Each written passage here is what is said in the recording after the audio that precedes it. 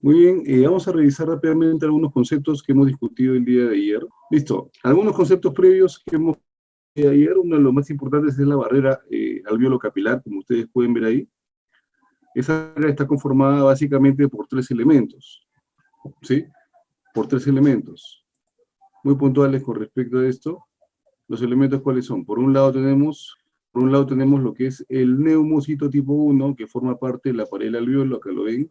El neumo tipo 1, que forma parte de la pared del alveolo, que con respecto al volumen de células es más escaso que el tipo 2, pero ocupa una mucho mayor superficie dentro de la pared alveolar. En un segundo punto tenemos la interfase alveolo capilar, es decir, el intersticio alveolo capilar acá, el intersticio, y justamente dentro de ese intersticio, que acá lo estoy delimitando con rojo, encontramos a los capilares. A los capilares en los cuales la pared que la define es el endotelio vascular. Entonces, tenemos como parte del epitelio del alveolo, al neumocito tipo 1, como parte de la parénquima pulmonar, el intersticio pulmonar, y como parte de lo que es el capilar, endotelio capilar. Si ustedes se percatan, una alteración en cualquiera de mis tres elementos puede condicionar dificultad para producir un adecuado intercambio de gases o una hematosis. Empezamos por el intersticio. Imaginemos las condiciones en las cuales este intersticio se engrose por depósitos líquidos, por depósitos inflamatorios, por incremento del nivel de colágeno. De acuerdo. Ustedes saben que hay una regla básica con respecto a lo que es intercambio de gases. Este intercambio es directamente proporcional a la longitud de la membrana alveolo capilar o a la superficie de la membrana alveolo capilar, pero inversamente proporcional al grosor. ¿Qué quiere decir? Mientras más área de superficie exista, más intercambio de gases va a haber. Pero mientras menos grosor o mientras más grosor exista en la membrana, menos intercambio. ¿Se entiende? Mientras más superficie exista, más intercambio de gases, pero mientras más gruesa sea la membrana, menos intercambio de gases. Ese grosor va a estar supeditado por ejemplo, en el caso del COVID, depósitos de líquido, depósitos de trasudado o depósitos de exudado, dependiendo si hay una complicación netamente infecciosa, ¿de acuerdo? Depósito líquido a nivel del intersticio que engrosaría la membrana alveolo capilar, generando mayor dificultad para que se genere la difusión pasiva o la difusión de estos gases, ¿no? ¿De acuerdo? De un lado a otro, tanto de oxígeno como del CO2. ¿De acuerdo? Sí, recuerden que en el caso del COVID es el cuadro inflamatorio que termina generando éstasis vascular. El agua contenida en estos capilares y en los vasos que lo forman empieza a salir. Y cuando el agua empieza a salir, empieza a ocupar intersticio. Y si ocupa intersticio, empieza a ubicarse justamente en el espacio comprendido entre lo que es el alveolo y lo que es el capilar, haciendo más gruesa la membrana alveolo capilar y dificultando de esa manera lo que es la hematosis o intercambio de gases. ¿De acuerdo? Más adelante, en respuesta a ese cuadro inflamatorio, empieza a haber un fenómeno de remodelación, lo que implica incremento de los depósitos de colágeno. Y ese espacio inicialmente en el cual había un cuadro inflamatorio en ese espacio intersticial, más adelante va a evolucionar a una región en la cual va a haber depósitos de colágeno, haciendo que esas membranas se engrosen. ¿De acuerdo? ¿Sí? Y ya en la etapa de resolución o cuando la enfermedad ya evolucionó, uno va a evidenciar justamente engrosamiento de los tractos fibrosos, ¿sí? Lo que va a justamente dificultar también lo que es intercambio de gases, porque ahora se va a engrosar los tractos fibrosos, se va a engrosar el intersticio, dificultando así aún más el intercambio de gases. Ustedes lo han visto en varios pacientes probablemente, ¿no? Al ver su tomografía, ven un patrón en vidrio esmerilado que le hemos comentado ayer, lo que indicaría justamente el incremento del grosor de los tabiques que separan o definen a los lobulillos pulmonares secundarios. Ayer hemos hablado que los lobulillos pulmonares secundarios vendrían a ser las unidades radiológicas por excelencia, ¿sí o no? Y posee dos elementos. Por un lado, las paredes del lobulillo, ¿de acuerdo? ¿Sí? Que vendría a representar el intersticio, los tabiques, y por un lado, la capa interna del lobulillo, que vendría a ser el alveolo, son en la cual encontramos a la arteria y al bronquio o al bronquiolo. ¿Sí? Entonces, iniciando con una fase aguda de enfermedad en la cual hay grandes depósitos líquidos a nivel de la membrana alveolo capilar, lo que engrosa o dificulta el intercambio de gases, más adelante pasamos por un fenómeno de remodelación que indica incremento en los depósitos de colágeno. Y a mayor incremento en los depósitos de colágeno, esto va a terminar engrosando la membrana alveolo capilar, dificultando aún más la hematosis. El patrón en vidrio esmerilado que solemos evidenciar en los pacientes con COVID con determinado porcentaje de lesión, que uno lo puede calcular estimando las imágenes. ¿De acuerdo? y que ese patrón suele ser importante a pesar de que el paciente no presente clínica o no presente sintomatología. ¿Cuántos asintomáticos probablemente ya tienen un 15, un 20 o un 30% de compromiso pulmonar de ese tipo sin que exista evidencia clínica de enfermedad? Y por eso esos pacientes terminan en un momento a otro requiriendo altos volúmenes de oxígeno para poder vivir, debido a que de un momento a otro, con una enfermedad o con un compromiso pulmonar ya previo, basta pues algo desencadenante que pueda hacer que esto sea asintomático y el paciente requiere de forma inmediata y rápida una atención en emergencia. ¿De acuerdo? Muy bien. Recuerden que el pulmón, si lo visualizamos en números, tiene aproximadamente, sumando ambos pulmones, 300 millones de alvéolos. 300 millones de alvéolos. ¿De acuerdo? Y si uno suma la superficie de intercambio de gases en total, o sea, sumando el área de cada uno de mis alvéolos, prácticamente llegamos a 80 metros cuadrados. Miren, ¿eh? Sumando la superficie de intercambio de gases para ambos pulmones, tenemos aproximadamente 80 metros cuadrados de superficie de intercambio de gases, en un total de 300 millones de alvéolos aproximadamente. ¿De acuerdo? Aproximadamente. Muy bien. Listo. Otros elementos que debemos considerar. Acá están los datos o los valores que uno debe manejar con respecto a lo que es la evaluación gasométrica o la evaluación de los pacientes dentro de la evolución. Tenemos el pH. Ustedes saben que el pH es un parámetro que nos permite determinar cuál es el equilibrio que se define en sangre referente a lo que es cargas ácidas y cargas alcalinas, ¿no? Soluciones ácidas, soluciones alcalinas, ¿de acuerdo? Como ustedes ven ahí, por definición, logaritmo decimal negativo de la concentración de iones hidrógeno, o sea, logaritmo negativo de la concentración de iones hidrógeno. Eso nos da un pH normal que va de 7.35 a 7.45. ¿De acuerdo? ¿Ya? Valores por debajo de este rango se conocen como acidemia, valores por encima de este rango se conocen como alcalemia. Lo conocemos. Presión arterial de CO2. El rango normal va de 35 a 45 milímetros de mercurio o 4,65 a 6.0 kilopascal. ¿De acuerdo? Los pascales suelen ser las unidades de medida internacionales, por así decirlas, que nos permiten homogeneizar criterios en los referentes aspectos físicos del huésped o del paciente. ¿De acuerdo? Varios conceptos referidos a lo que es hemodinámica se manejan en kilopascales, con sus correspondientes conversiones finalmente a unidades que manejamos usualmente, pero los kilopascales suelen ser las unidades que suelen homogeneizar estos criterios, ¿sí? Cuando tenemos que analizar valores diferentes en referencia a un solo proceso. ¿Estamos de acuerdo? El valor normal, como les mencioné, en milímetros de mercurio, es 35 a 45 milímetros de mercurio. Sabemos que valores por debajo de 35 se les conoce como hipocapnia o alcalosis respiratoria, valores por encima de 45, acidosis respiratoria. Muy bien, con respecto al nivel de bicarbonato, vamos a revisar lo que es el bicarbonato actual del paciente, y abajo está el estándar, ¿no? Pero es que es el de comparación. El actual va entre 21 a 27 miliequivalentes por litro o milimol por litro, o simplemente 21 a 27 miliequivalentes por litro. ¿De acuerdo? Exceso de bases es una fórmula que permite ajustar los valores normales de desequilibrio que puede desencadenarse a nivel ácido-base. Presión arterial de oxígeno, de acuerdo, 75 a 80 a 100 milímetros de mercurio. El rango puede ser de repente más corto, 80 a 100 milímetros de mercurio. Valores por debajo de 80 indicarían hipoxemia, y si esta se agrava, valores por debajo de 60 indicaría insuficiencia respiratoria. ¿Sí? Tipo 1, básicamente la hipoxémica.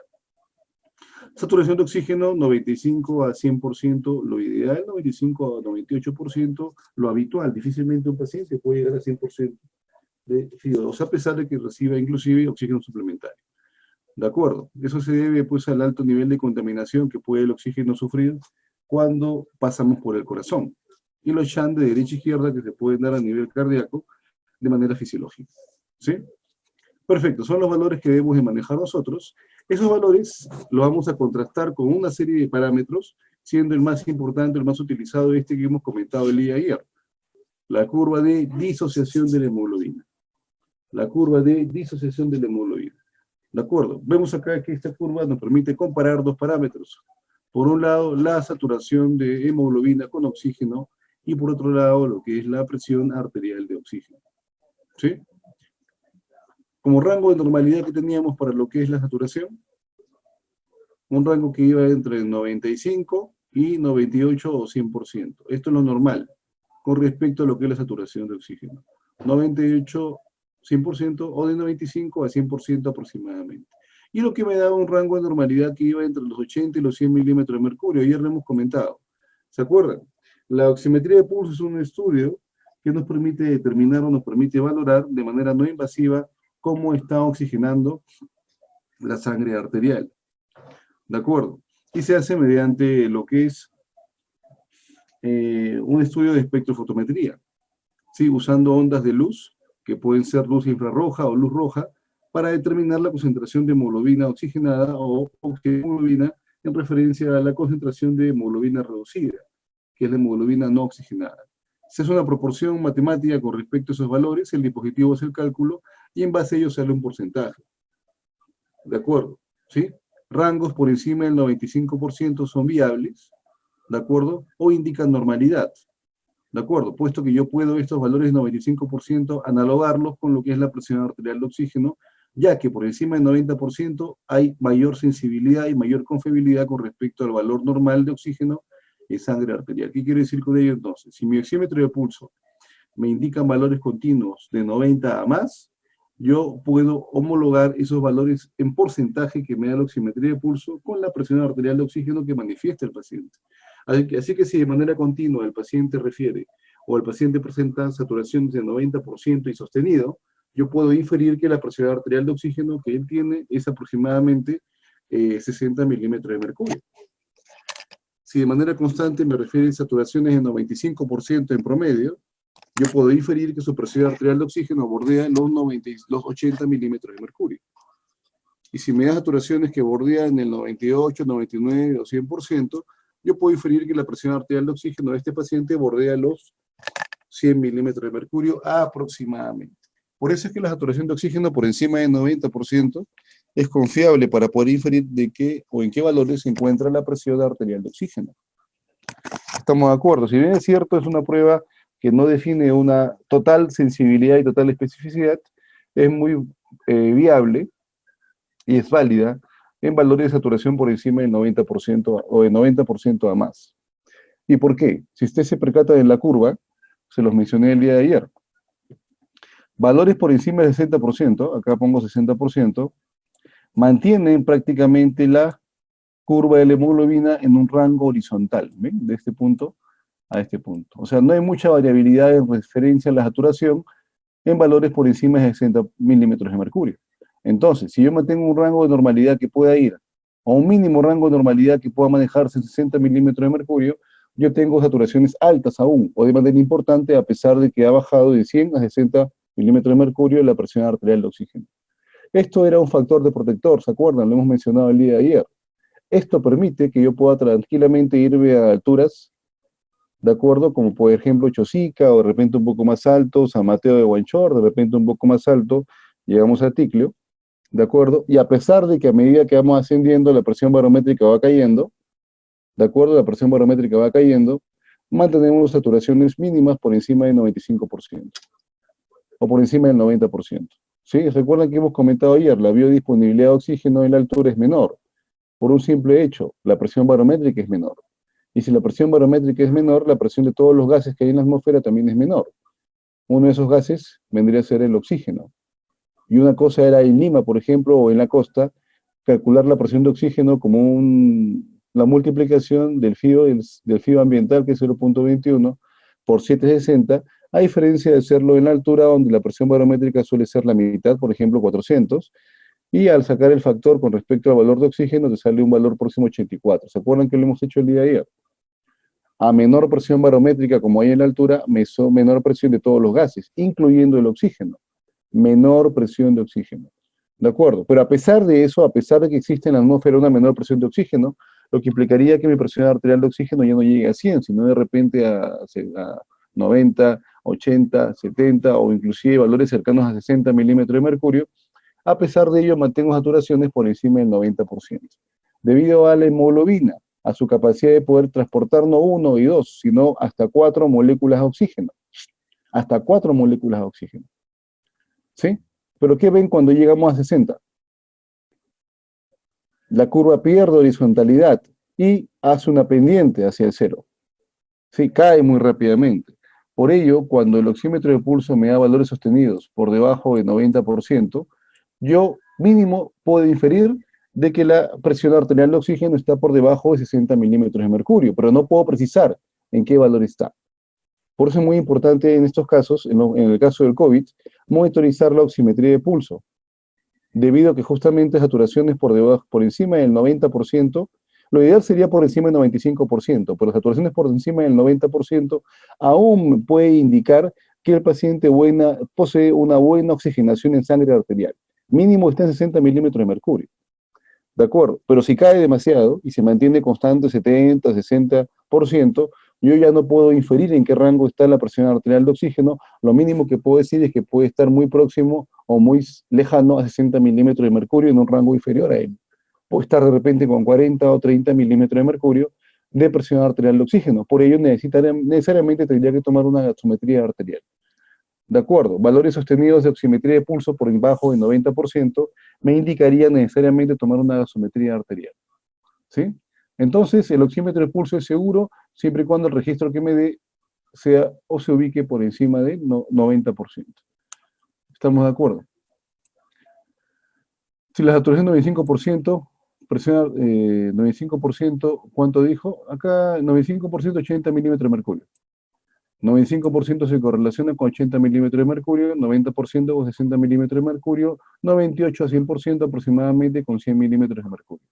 Sí es la correlación que uno puede establecer. ¿Hay algún factor de correr? Bueno, en aquellos pacientes, claro, en los pacientes con anemia, ¿sí? Si es muy severa la anemia o severa moderada, ¿de acuerdo? No es que exista un factor de corrección que uno puede establecer para determinar, simplemente uno emplea la variabilidad, ¿de acuerdo?, entre uno y otro, o entre el valor que uno establece y puede manejar un rango más amplio que pueda ayudarlo a decidir. Por ejemplo, un paciente con anemia severa, con saturaciones de 95% o 97, 98%, el margen de error puede ser más amplio, pero aún a pesar de ello se maneja o está normal, o está dentro del rango de normalidad que puede ser por encima del 90%. ¿De acuerdo? Pero si está con anemia severa y satura en rangos próximos a 90, 92%, como el factor de error es más amplio, uno tendría que manejarlo en ambos extremos y evaluarlo con respecto a la clínica. Y si yo veo que clínicamente el paciente presenta signos de hipoxia, ¿de acuerdo? Yo tendría que hacer una gasometría arterial para corroborar. ¿De acuerdo? Recuerden que es una medida indirecta, que lo que trata es darnos una idea de en cuánto se ubicaría la presión arterial de oxígeno, pero no es una medición precisa del mismo.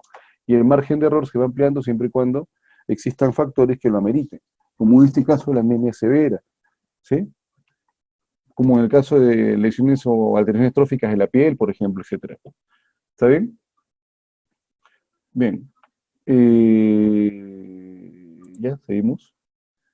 Para poder justamente medir la oxigenación del paciente, ¿de acuerdo? Y de qué manera su presión arterial de oxígeno se normaliza ante un porcentaje de oxígeno regular, tenemos pues a lo que es la medición de la PAFI, ¿sí? Presión arterial de oxígeno sobre fracción inspiratoria de oxígeno. Y eso lo hemos comentado también en parte el día de ayer. ¿Está bien? De acuerdo, simplemente es hacer un cálculo matemático sencillo, ¿no? La presión arterial de oxígeno normal es de 80 a 100 milímetros de mercurio, la fracción inspiratoria de oxígeno es de 0.21 a nivel ambiental. Si hacemos la división, el rango nos daba entre más o menos 380 y 480 milímetros de mercurio, ¿recuerdan? ¿Sí? 380 y 480, en todo caso con valor estándar, no le pongan milímetros de mercurio, con valor estándar. ¿Sí? Entonces, a un fío normal ambiental de 21% o 0.21, lo cual se coloca en el denominador, la presión arterial de oxígeno debe estar entre 80 y 100 milímetros de mercurio. La división me da un intervalo. 380 a 480 milímetros, 480 a 480 con valor intervalo, 100 unidades. ¿De acuerdo? Depende de la revisión que ustedes tengan, valores normales se catalogan por encima de 300, compromiso leve cuando ya cae de 300, moderado cuando se aproxima como promedio 180, 170, severo cuando ya está bordeando probablemente el 100% y muy severo cuando está por debajo de 100. ¿De acuerdo? ¿Sí? En lo referente al compromiso o lesión pulmonar, evidencia de lesión pulmonar, como les mencioné, con rangos por debajo de 300, síndrome de dificultad respiratoria aguda presente si el rango está por debajo de 200 y muy grave si está por debajo de 100. Por ejemplo, un paciente que tiene un FiO2 de 0,21, que posee una presión arterial de oxígeno de 60 milímetros de mercurio, me va a dar un intervalo o un rango de 285. ¿Sí? Si se percatan, para poder hacer este cálculo necesito yo saber cuánto es la presión arterial de oxígeno, exactamente o lo más precisa que pueda del paciente. Y no puedo usar la oximetría de pulso para poder yo inferir en cuánto está, puesto que probablemente esta evaluación me dé un margen de error muy, muy, muy amplio. ¿Sí? Así que yo para poder hacer esta medición necesito una gasometría arterial y medir de manera precisa en cuánto está la presión arterial de oxígeno. Pero bueno, pues no muchas veces podemos hacer esta medición, así que requerimos hacer otro tipo de pruebas para poder justamente establecer otro parámetro que nos pueda de manera tal vez más rápida, pero capaz no tan precisa, establecer un rango de normalidad que pueda indicarme en cuánto o de qué manera está manejando el paciente la hipoxemia y si hay evidencia de síndrome de dificultad respiratoria aguda. ¿De acuerdo? Por ello, bueno, acá hay una revisión que les traje que se realizó en 2018. De acuerdo, aquí en el Perú se usaron pacientes con ventilación mecánica o falla respiratoria conectados a ventilador mecánico, en la cual trataron de comparar lo que es la PAFI con la SAFI, así de simple. Es decir, reemplazar lo que es la presión arterial de oxígeno o la medición por gasometría arterial de la presión arterial de oxígeno, reemplazarla por la saturación de oxígeno. ¿Sí? Reemplazar la medición de la presión arterial de oxígeno por la saturación de oxígeno como valor para poder determinar si el paciente está cursando con una insuficiencia respiratoria o un distrés severo. ¿Sí? Y como ustedes pueden ver acá en el gráfico, lo que se establece simplemente es correlación. Trataron de correlacionar el valor de la SAFI con el valor de la PAFI. ¿Sí? Y la idea es determinar si la SAFI se correlaciona directamente o de qué manera se correlaciona la SAFI con lo que es la presión arterial de oxígeno sobre FiO2, con la PAFI. ¿De acuerdo? Tratar de correlacionar lo que es el valor de la SAFI con la PAFI, ¿no? Si hablamos de SAFI, hablamos pues de otros tipos de valores, ¿no? Hablamos, por ejemplo, de SAFI, sería saturación, que puede ser de 95 a 100% sobre 0,21. Numerador sería la saturación, 95, 98, 100%, sobre el denominador que vendría a ser 0,21, el FiO2 igual. Y en base a ello sacas una proporción, ¿sí? Lo que se demostró en este estudio, desarrollado en el Hospital de Policía, una colega, una compañera amiga mía trabajó en este estudio, y establecieron que la correlación era débil al ingreso, al momento de hacer la medición, solamente un R de 0,64, perdón, pero que la correlación mejoraba a medida que pasaba el tiempo, 24 horas, 48 horas, 72 horas. ¿Sí? Un R próximo a 1. Lo ideal sería que el R esté lo más cercano a 1 para establecer una correlación importante. En este caso, al ingreso la correlación era débil, moderada en todo caso, puesto que estaba en 0,64. ¿Sí? Pero con un valor P en todos los casos de 0,001, o sea, lo que daba o indicaba que era válida la prueba. ¿De acuerdo? ¿Está bien?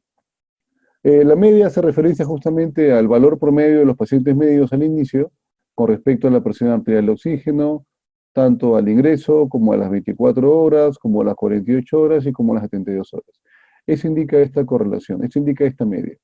¿De acuerdo? Por el valor promedio de la PAFI y de la SAFI en todos los pacientes en referencia al ingreso.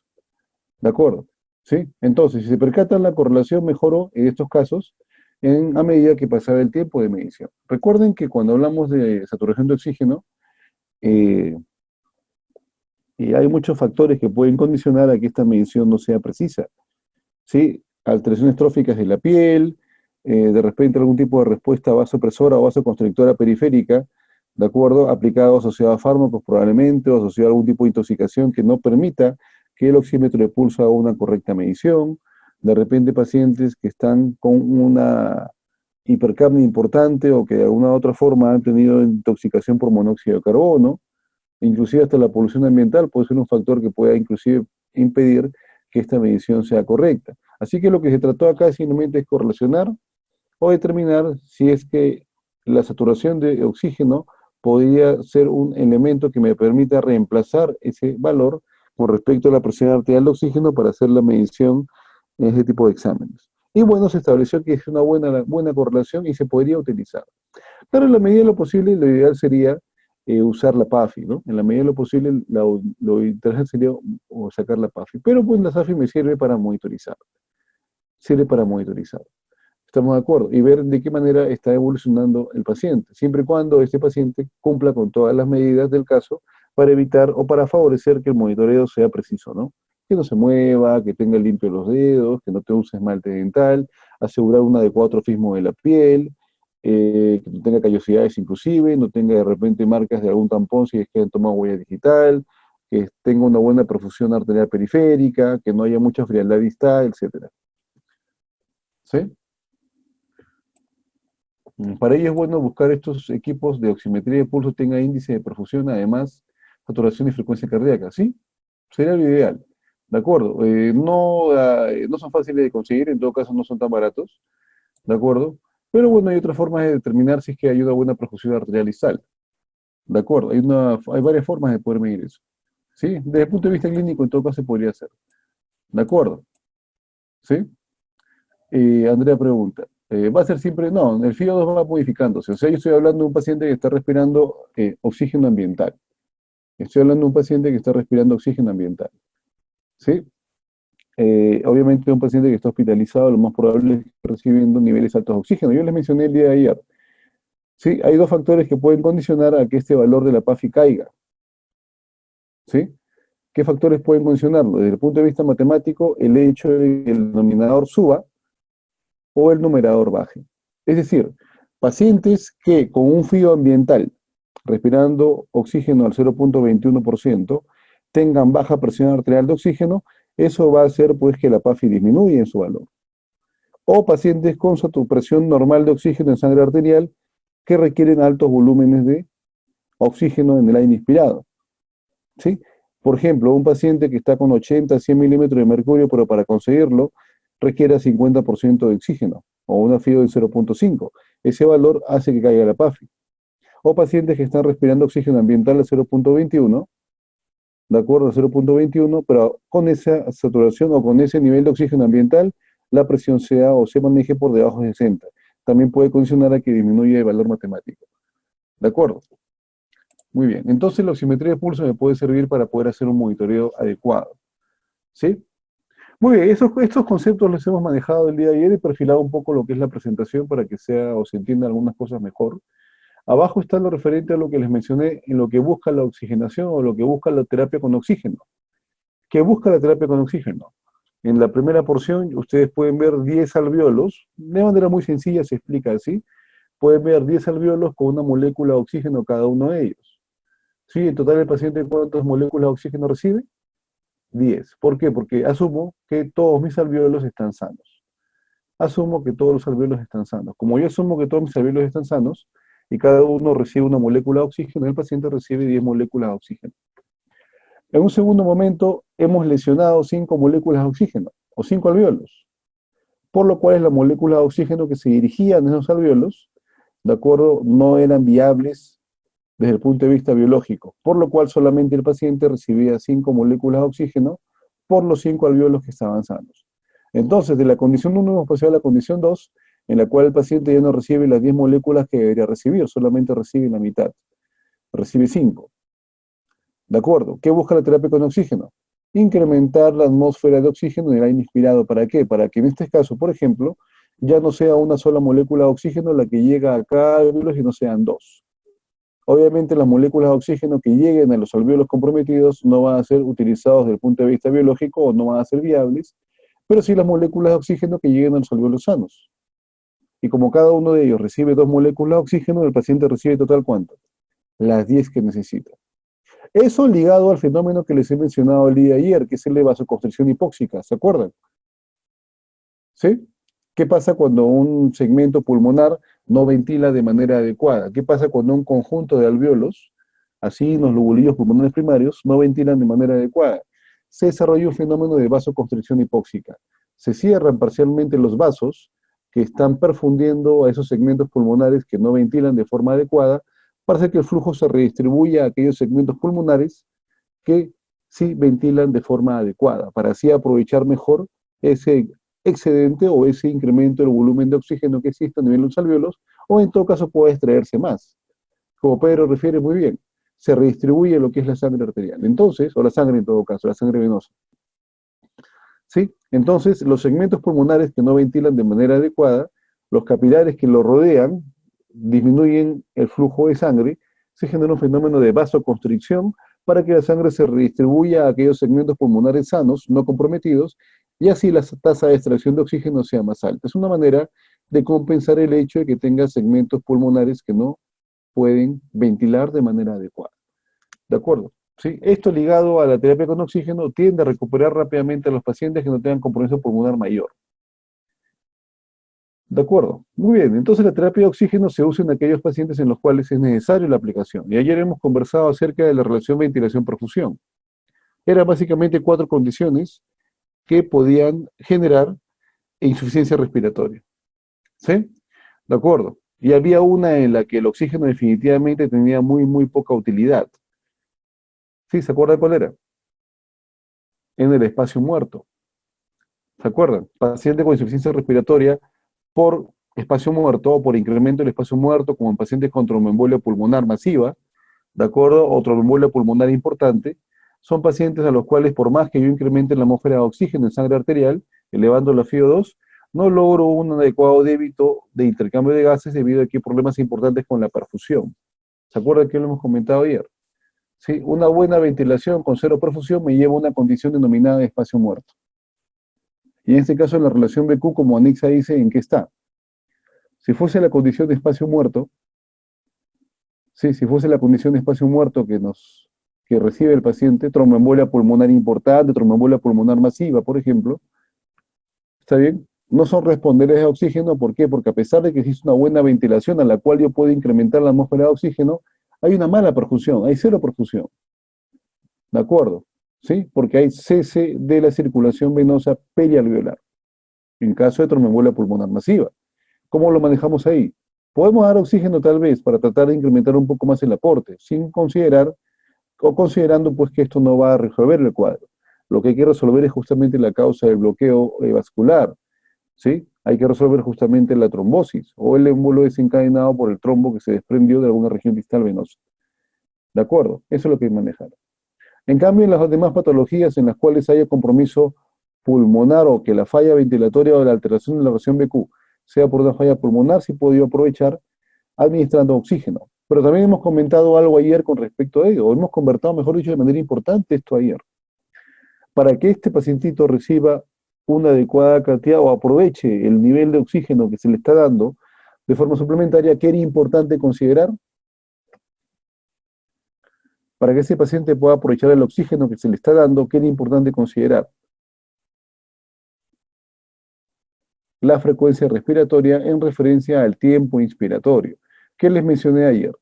Si el paciente tiene una respiración muy superficial, lo más probable es que el aire inspirado con oxígeno solamente se quede ¿en dónde? En vías aéreas proximales, en espacio muerto o en zonas ventilatorias en las cuales no se realice en mayor medida intercambio de gases. ¿Se acuerdan? La primera parte del volumen de aire inspirado se queda en espacio muerto. Prácticamente 200, 250 mililitros se queda en espacio muerto. ¿De acuerdo? El resto, el porcentaje que es mucho mayor, debe llegar a segmentos más distales, en los cuales ya ubicamos sacos alveolares, de bronquiolos respiratorios para abajo. ¿Estamos de acuerdo? ¿Qué pasa si la respiración del paciente es muy superficial? El paciente solamente estaría cambiando oxígeno a nivel de espacio muerto y sería muy poquito el volumen de oxígeno que estaría llegando a lo que es segmentos distales en los cuales ya desarrollamos intercambio de gases. Para lo cual, ¿qué era necesario, qué era importante? Tratar de que el tiempo inspiratorio sea el adecuado, ¿sí? Para que no solamente el oxígeno llegue a los segmentos más distales, sino que llegue a un flujo bajo. Un flujo que logre vencer la resistencia distal al pasaje del aire y puede este paciente mejor aprovechar el volumen de oxígeno que se le está dando y de esta forma el volumen de oxígeno adicional. Y tan importante como hacer que el tiempo inspiratorio sea el óptimo, también era tratar de que el tiempo exhalatorio sea importante. Recuerda que el tiempo exhalatorio es el doble, o debe ser mínimo el doble del tiempo inspiratorio. Si tengo un paciente que respira 20 veces por minuto, cada ciclo dura 3 segundos, la inspiración tendría que durar aproximadamente 1 segundo y la exhalación 2 segundos. ¿Por qué la exhalación tenía que ser más larga en referencia al tiempo? ¿Se acuerda? ¿Por qué la exhalación era más larga? Porque al inicio de la exhalación los flujos son bastante elevados. Hicimos el ejemplo de una venda. ¿Qué pasa cuando yo estiro una venda? Análogo a la inspiración. Cuando yo estiro una venda, esa venda se va a elongar de forma regular sin ningún tipo de complicación. Esa venda se va a elongar de forma regular sin ningún tipo de complicación y si se percatan, se va elongando de forma regulada, de forma lenta, de manera progresiva. ¿Sí? Es lo equivalente a la inspiración. El incremento de los volúmenes de mi caja torácica incrementan de manera paulatina. No te preocupes, Mari. ¿Cómo estás? ¿Ya? Se percatan. La inspiración es lo equivalente entonces a estirar una venda. Cuando yo estiro la venda, esa se estira de manera progresiva. ¿Sí? Lo que haría pues que el flujo inspiratorio sea regular y de esa manera yo logre vencer las resistencias que les mencioné, las cuales son más importantes a nivel distal que a nivel proximal. ¿De acuerdo? Pero ¿qué pasa con la exhalación? ¿Qué pasa cuando yo suelto la venda que he estirado? Suelto la venda que he estirado y esa venda con mucha rapidez se acorta. ¿Sí? Suelto la venda que he estirado y esa venda con mucha rapidez se va a cortar. ¿Sí? Es lo equivalente a la exhalación. Yo inspiro, acumulo energía cinética durante mi inspiración, puesto que estoy incrementando los diámetros de mi caja torácica, pero cuando inicia la exhalación, esa energía se libera muy rápidamente y de manera muy rápida, por su capacidad elástica y su retroceso elástico, el tórax vuelve rápidamente a sus diámetros de origen. ¿De acuerdo? Haciendo que la primera parte de la exhalación sea muy rápida o muy brusca, por así decirlo. Igual con la venda. Yo al inspirar es lo equivalente a estirar la venda a un extremo a otro lado, pero cuando suelto el extremo de la venda, esta venda se acorta muy rápidamente. ¿De acuerdo? No desciende o no baja su longitud o no disminuye su longitud de forma paulatina, sino que lo hace de manera muy brusca. Al igual que la exhalación. Al inicio de la exhalación es muy brusca la disminución de los diámetros de la caja torácica. Por ello el flujo exhalatorio es bastante alto. Y al ser muy alto el flujo exhalatorio, al inicio hay mucha resistencia. Por eso es que es importante que el tiempo exhalatorio sea el doble del tiempo inspiratorio mínimo, para lograr dar tiempo a mi caja torácica para vencer aquellas resistencias generadas al inicio de la exhalación y así el débito de aire exhalado sea mayor. ¿De acuerdo? En pacientes con patología obstructiva crónica como el EPOC, ¿de acuerdo? Inclusive el sistema nervioso se adapta a prolongar el tiempo exhalatorio, una denominada expiración prolongada, el triple o el cuádruple de tiempo con referencia al tiempo inspiratorio. ¿Estamos de acuerdo? Entonces, no solamente es importante que el tiempo exhalatorio duplique el tiempo inspiratorio por los problemas que les mencioné relacionados al flujo, sino que también se dé el tiempo suficiente para que durante la inspiración el aire pase de espacio muerto, el aire inspirado pase de espacio muerto a espacio alveolar. Y al llegar de esa manera a espacio alveolar, al llegar de esa forma a espacio alveolar, tenga la capacidad de facilitar los mecanismos normales de intercambio de gases, de hematosis. ¿Sí? Muy bien. Esto lo hemos comentado el día de ayer. Ahí está el equipo de oxígeno con su flujómetro y su humidificador. ¿Sí? Recuerden que la temperatura promedio en la cual se mantiene el oxígeno en los tanques suele ser de menos 183 grados. ¿De acuerdo? ¿Está bien?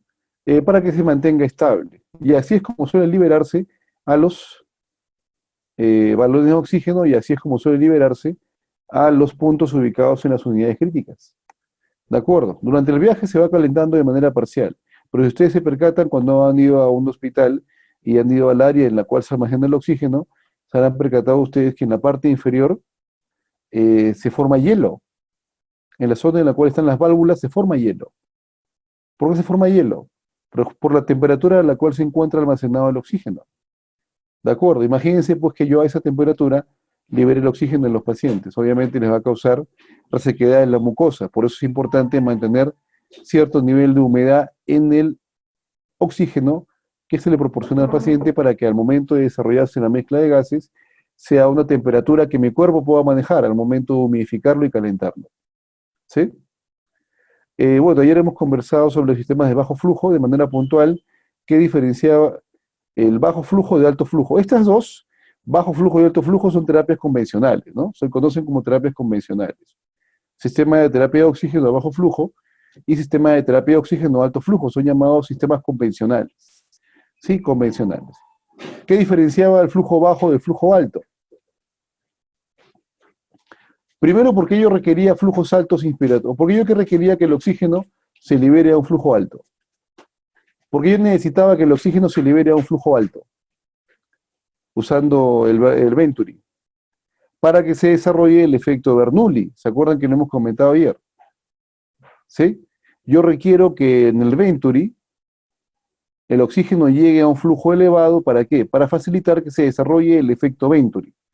Un efecto Venturi que logre generar la presión negativa necesaria en el dispositivo, que permita la succión de aire ambiental y desarrollar la mezcla de gases.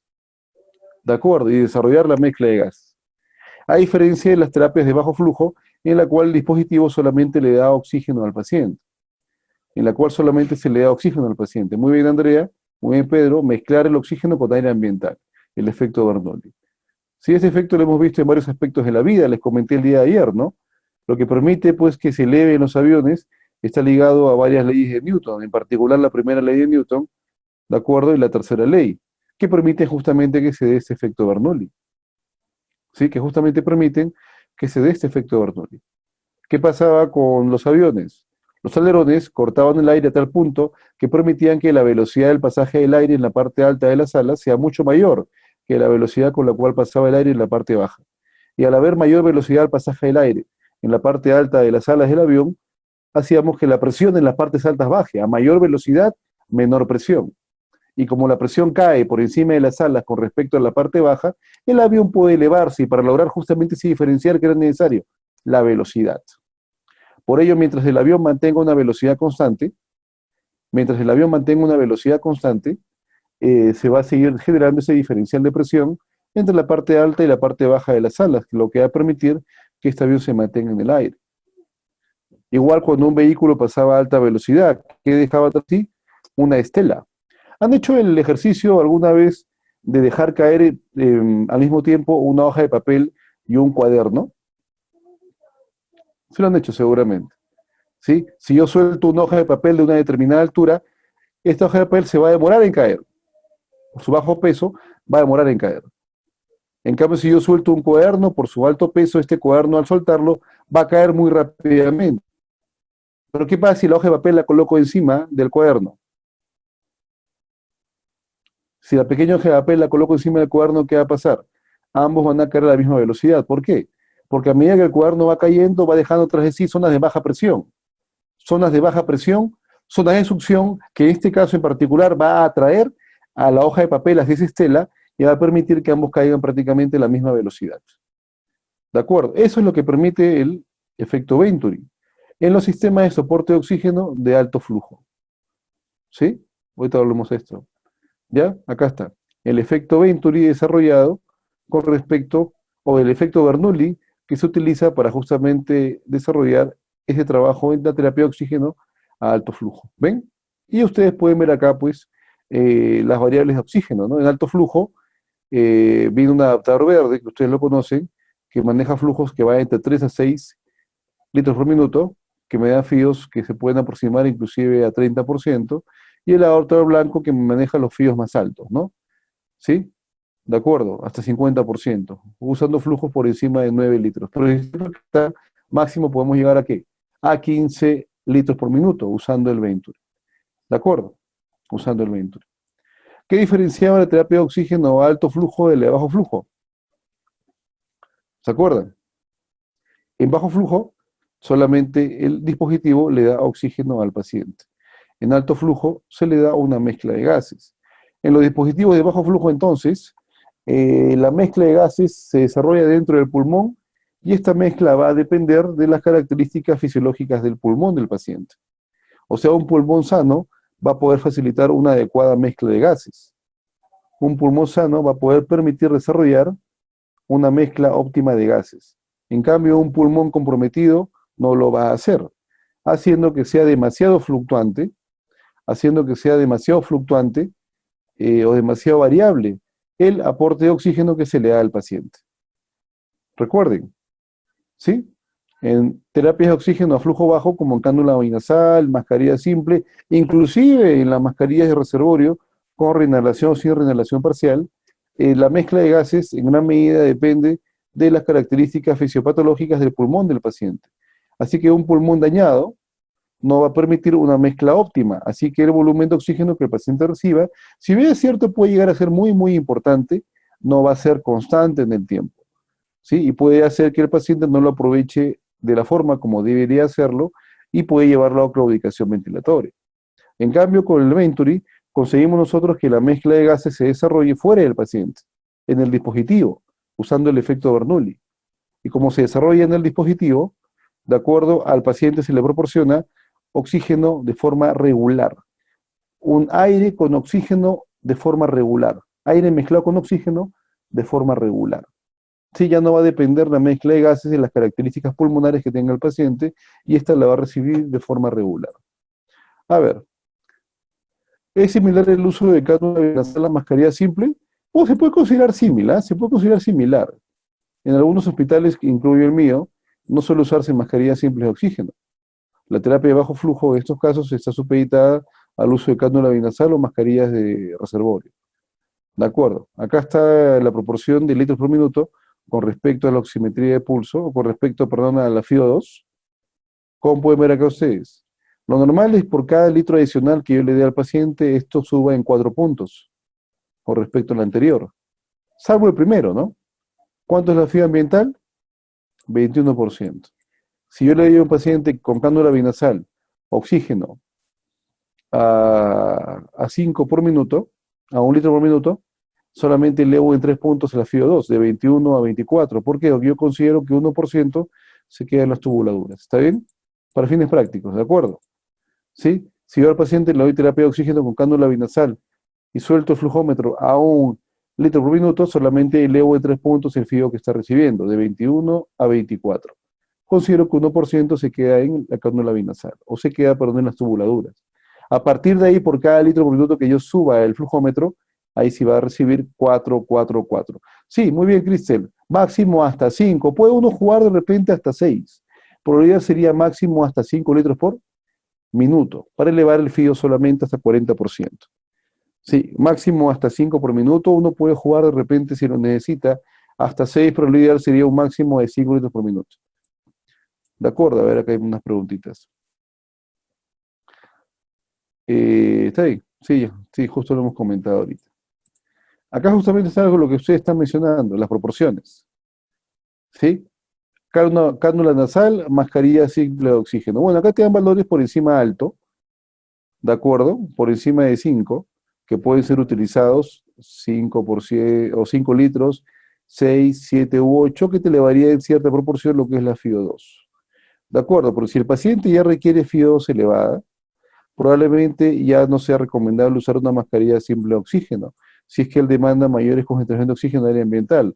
Lo más probable es que sea necesario ya usar un Venturi. Por ello, de manera pragmática, en mi hospital pasamos directamente de cánula binasal a Venturi dependiendo de lo que requiere el paciente. ¿De acuerdo? Porque entendemos que justamente el incremento en la atmósfera de oxígeno, lo que va a generar, si usamos un dispositivo de bajo flujo para dar un mayor FiO2, puede generar resequedad en las mucosas o lesiones ligadas justamente a lo frío y seco que se maneja o se almacena en el aire o el oxígeno en las tubuladuras. Si el paciente con saturación de 23%, ¿cuánto oxígeno le daría? Bueno, podemos empezar con lo mínimo. O sea, si tú ves que satura bajo, de acuerdo, pero no ves una clínica marcada o una clínica importante que indique que el paciente está llegando a un fracaso ventilatorio, tú puedes manejarlo con cánula binasal e iniciar de repente con 2 por minuto. ¿Sí? Iniciar con 2 litros por minuto. ¿De acuerdo? Sí, podías empezar con eso.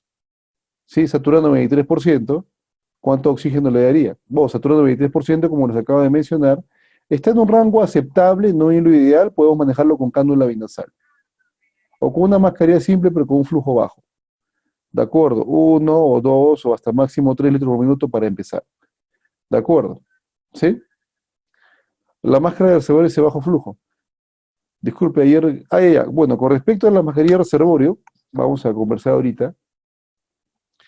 Se siguen considerando como terapias a bajo flujo.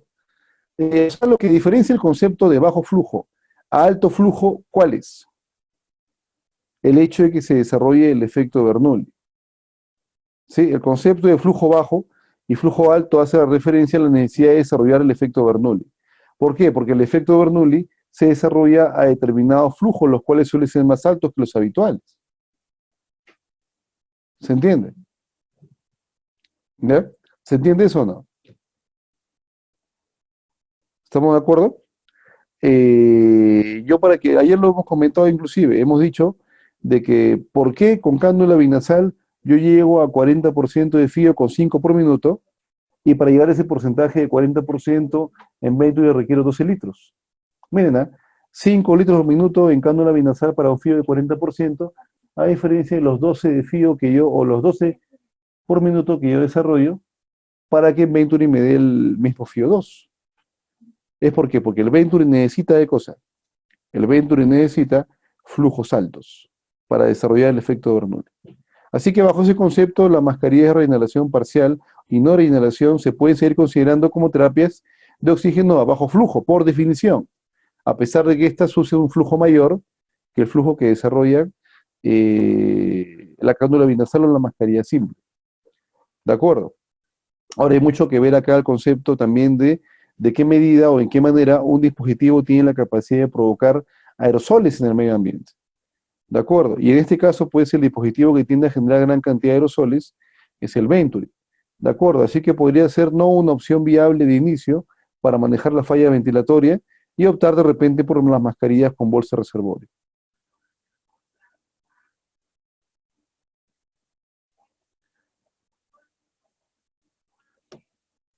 Voy a perder el chat, hay varios mensajitos que han puesto por ahí.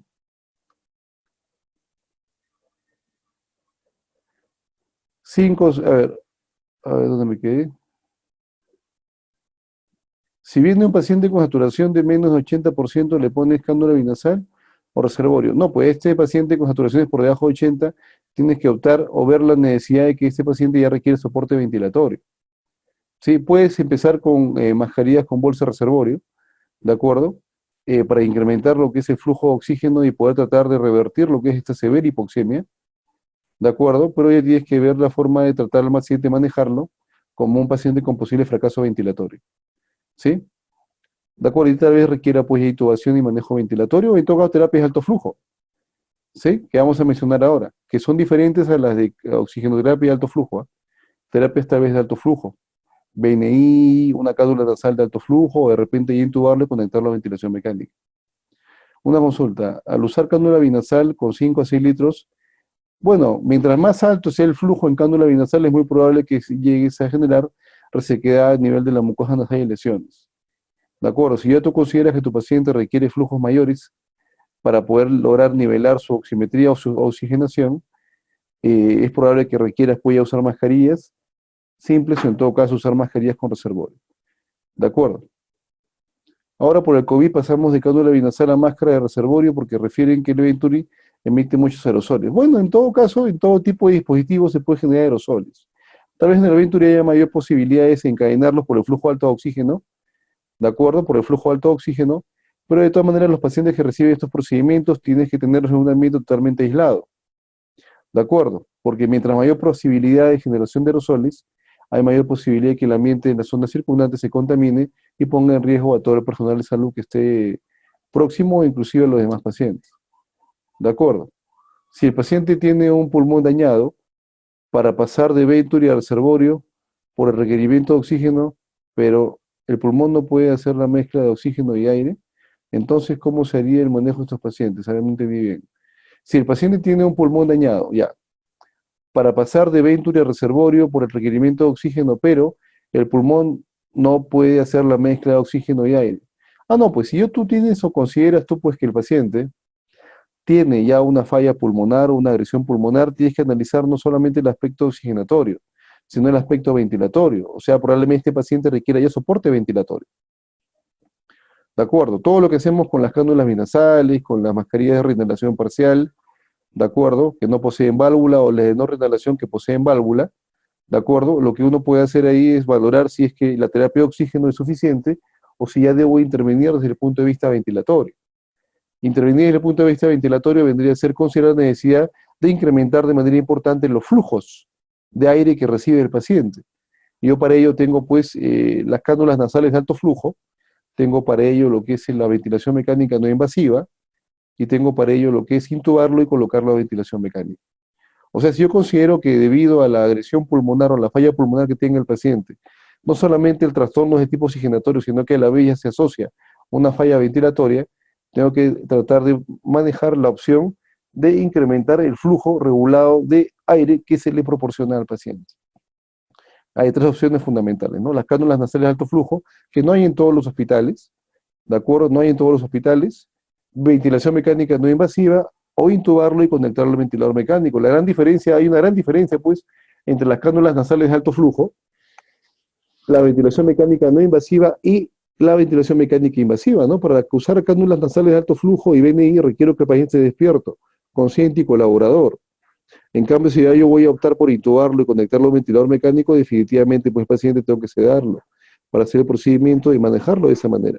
Lo que más adelante puede llevar a más complicaciones. Sí, lo que más adelante me puede llevar a más complicaciones.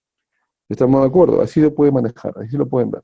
Jairo dice, es verdad que el Venturi genera más aerosoles, por lo que no se debe usar en caso COVID por el mayor riesgo de contagio. Como les mencioné, todos los dispositivos tienen la capacidad de generar aerosoles. ¿De acuerdo? Sí, hasta una simple aspiración de secreciones puede generar lo que es aerosoles. ¿De acuerdo? La terapia física o la terapia respiratoria también genera aerosoles. Si el paciente yo le pido que durante la rehabilitación haga una exhalación forzada para manejar las presiones de gases durante la exhalación, eso también tiende a generar mayor cantidad de aerosoles, así que es variable. Sí, es variable. Sí, es variable. Claro, no es correcta totalmente esa afirmación. ¿Qué opinas sobre el uso de cánula binasal de alto flujo? Ahorita vamos a pasar a la cánula de alto flujo, ahorita vamos a pasar eso. No se aceleren. ¿Sí? Tania, si un paciente está saturando 80% y se le pone una cánula binasal de alto flujo, ¿puede empeorar? O sea, hay que determinar si es que este paciente va a poder ser beneficiado con la cánula de alto flujo. Sí, ahorita le voy a presentar algunos resultados, algunas revisiones en las cuales algunos puntos van a favor, otros en contra del uso de la cánula nasal de alto flujo en comparación al uso de la ventilación mecánica no invasiva. ¿De acuerdo? Pero la saturación es 80%, ese paciente ya está una hipoxemia severa. Y de por sí al estar ya una hipoxemia severa, debo ya pensar en la necesidad no de incrementar necesariamente el oxígeno al alimentar, sino de darle flujo. ¿Sí? Y ventilarlo de manera artificial. O sea, ya debería estar viendo la posibilidad a este paciente de colocarlo en ventilación mecánica no invasiva, si se le puede colocar, o de repente darle un soporte ventilatorio mucho más intensivo, ¿no? Como les mencioné hace un momento. Depende de la clínica, es difícil dar una apreciación sin ver exactamente cómo está evolucionando el paciente. Hay otros parámetros que hay que tomar en cuenta. ¿Es necesaria la fijación adecuada de la BR para el flujo correcto? ¿A qué te refieres con BR? Explícate bien para que todos manejemos un lenguaje común. ¿Hay ventaja del reservorio versus el Venturi considerando el nitrógeno? Bueno, si hablamos del nitrógeno, bolsa de reservorio, claro. No, no es necesario. ¿Ya? Si hablamos de fijación de la bolsa de reservorio, no es necesario. ¿De acuerdo? En realidad, pues, la idea es que la atmósfera de oxígeno del reservorio lo que es libera oxígeno en un amplio margen de espacio. Y contarle que el paciente aproveche un gran porcentaje de él es suficiente. No requiere fijación. Además que yo no puedo de repente sellarlo debido a que dificultaría lo que es la eliminación de CO2, a pesar de que posea válvulas. ¿De acuerdo? A pesar de que posea válvulas. Lo que mencioné ayer con respecto al lavado de nitrógeno era en referencia a concentraciones de oxígeno altas en un periodo largo de tiempo. Se considera que esto empieza a desarrollarse, esta disfunción se empieza a desarrollar cuando la concentración de oxígeno es de 100% sostenida por 24 horas, por ejemplo. 100% de FiO2 por 24 horas o más de 24 horas ya generaría una disminución importante de la concentración de nitrógeno a nivel alveolar. Y se produciría el lavado de nitrógeno que les mencioné, en la tendencia al colapso alveolar. ¿De acuerdo? Serían con valores muy altos. Muy bien. Pasamos entonces ahora a definir justamente otros conceptos. Ya hemos hablado ayer sobre lo que es humidificación, concepto de humedad absoluta, concepto de humedad relativa, y que al momento de que el aire ingrese por las fosas nasales y se caliente, supeditado de ello justamente a dos mecanismos, el hecho de que esta zona respiratoria sea altamente vascularizada, acá están los grupos de arterias que justamente forman las anastomosis arteriales a nivel de la fosa respiratoria. Recuerden que la forma como el aire capta temperatura es restándole calor a la mucosa nasal. Y el calor que llega a la mucosa nasal es calor generado por la circulación. Entonces, las arterias llevan sangre en la mucosa nasal hay una red vascular bastante importante y justamente el calor que llega por la circulación es el calor que finalmente se le cede al aire inspirado. Y a medida que el aire va ingresando a regiones más distales de la vía aérea, va captando más calor, más calor, más calor de las mucosas hasta que finalmente cuando llega a la bifurcación traqueal, debe estar a temperatura corporal central, ya humidificado al 100%, humedad relativa al 100%. ¿Qué implica humedad relativa al 100%? Que por cada litro de gas existan 44 miligramos de agua. Eso es humedad relativa al 100%. Ahora, para que en esta región de la fosa respiratoria se dé ese mecanismo de manera importante, es necesario entender la presencia de los cornetes. Acá ustedes pueden ver los cornetes, ¿no? ¿Sí? Acá están los cornetes. ¿Sí? ¿Para qué me sirven los cornetes? Justamente los cornetes van a favorecer que cuando llegue el aire a la fosa respiratoria, este recircule, se generen torbellinos, turbulencia, no sé, la cual permita que exista un mayor contacto entre lo que es el aire inspirado y las mucosas. De esa manera nosotros logramos, pues, que haya mayor posibilidad de que el aire vaya captando calor y humedad. Considerando la falta y saturación de camas de UCI y ventilación mecánica, ¿cuál sería el orden de medios de oxigenoterapia considerando un paciente de 60 años que ingresa a UCI saturando 23%, la cual va disminuyendo? Bueno, depende también de las comorbilidades que tenga el paciente y del estado de conciencia. ¿De acuerdo? Pero si quieres tú establecer un orden, ya para este nivel de saturación probablemente la cánula binasal no sea suficiente. ¿De acuerdo? No sea suficiente la cánula binasal. Así que puedes optar por sistemas de alto flujo o terapia de oxígeno a bajo flujo con máscara de reservorio, de acuerdo a reinhalación o reinhalación parcial, dependiendo de lo que necesite. O ya ver la forma de usar terapia de oxígeno a alto flujo. Si hay disposición de la cánula binasal de alto flujo, lo utilizas, si no, probablemente ventilación mecánica no invasiva. En caso de que tú veas que es inminente lo que es la hipoxemia o el descenso de la saturación de oxígeno, pero si tú ves que la mecánica ventilatoria ya está alterada, o sea que el paciente está con tendencia a la hipoxemia, saturando bajo, y ya ves la evidencia de fatiga muscular, es probable que requieras de manera precoz o usar ventilación mecánica no invasiva o optar de repente por intubación. ¿De acuerdo? Pero si te llega un paciente de 60 años con saturando 23%, puedes optar pues por, dependiendo, cánula binasal inclusive hasta podría funcionar, siempre y cuando la frecuencia respiratoria no sea muy alta y la ventilación no sea muy superficial. ¿De acuerdo? Si esas dos características se presentan, frecuencia respiratoria demasiado alta y ventilación superficial, puedes optar por mascarillas con bolsa de reservorio. ¿De acuerdo? Mientras habiendo la posibilidad tal vez de ver si hay una inminente fatiga muscular o falla mecánica ventilatoria que haga necesario usar dispositivos de alto flujo, como la cánula binasal de alto flujo, si es que es disponible, o tal vez ventilación mecánica no invasiva. Lo último que uno debe tratar de optar en estos pacientes es intubarlo y conectarlo a un ventilador mecánico. No es lo último que debes optar. Debes tratar de manejarlo lo mejor posible con tal de no llegar a ese evento. ¿Sí? Las cánulas de alto flujo suelen llegar hasta 40 grados en el sistema proximal. Hay que fijar un límite de temperatura. En realidad no se establece un límite de temperatura. ¿De acuerdo? ¿Sí? Lo normal es que sea una temperatura por encima del ambiental. ¿De acuerdo? Por encima del ambiental, pero sí a mayor nivel de humedad, mejor aprovechamiento del oxígeno. ¿De acuerdo? Es como si manejasen dispositivos de oxigenoterapia o de humidificación activa. La temperatura que manejan los dispositivos bordea los 38, 39 grados centígrados. ¿Sí? Se manejan grados muy similares. Muy bien, seguimos avanzando. Acá está lo que les mencioné.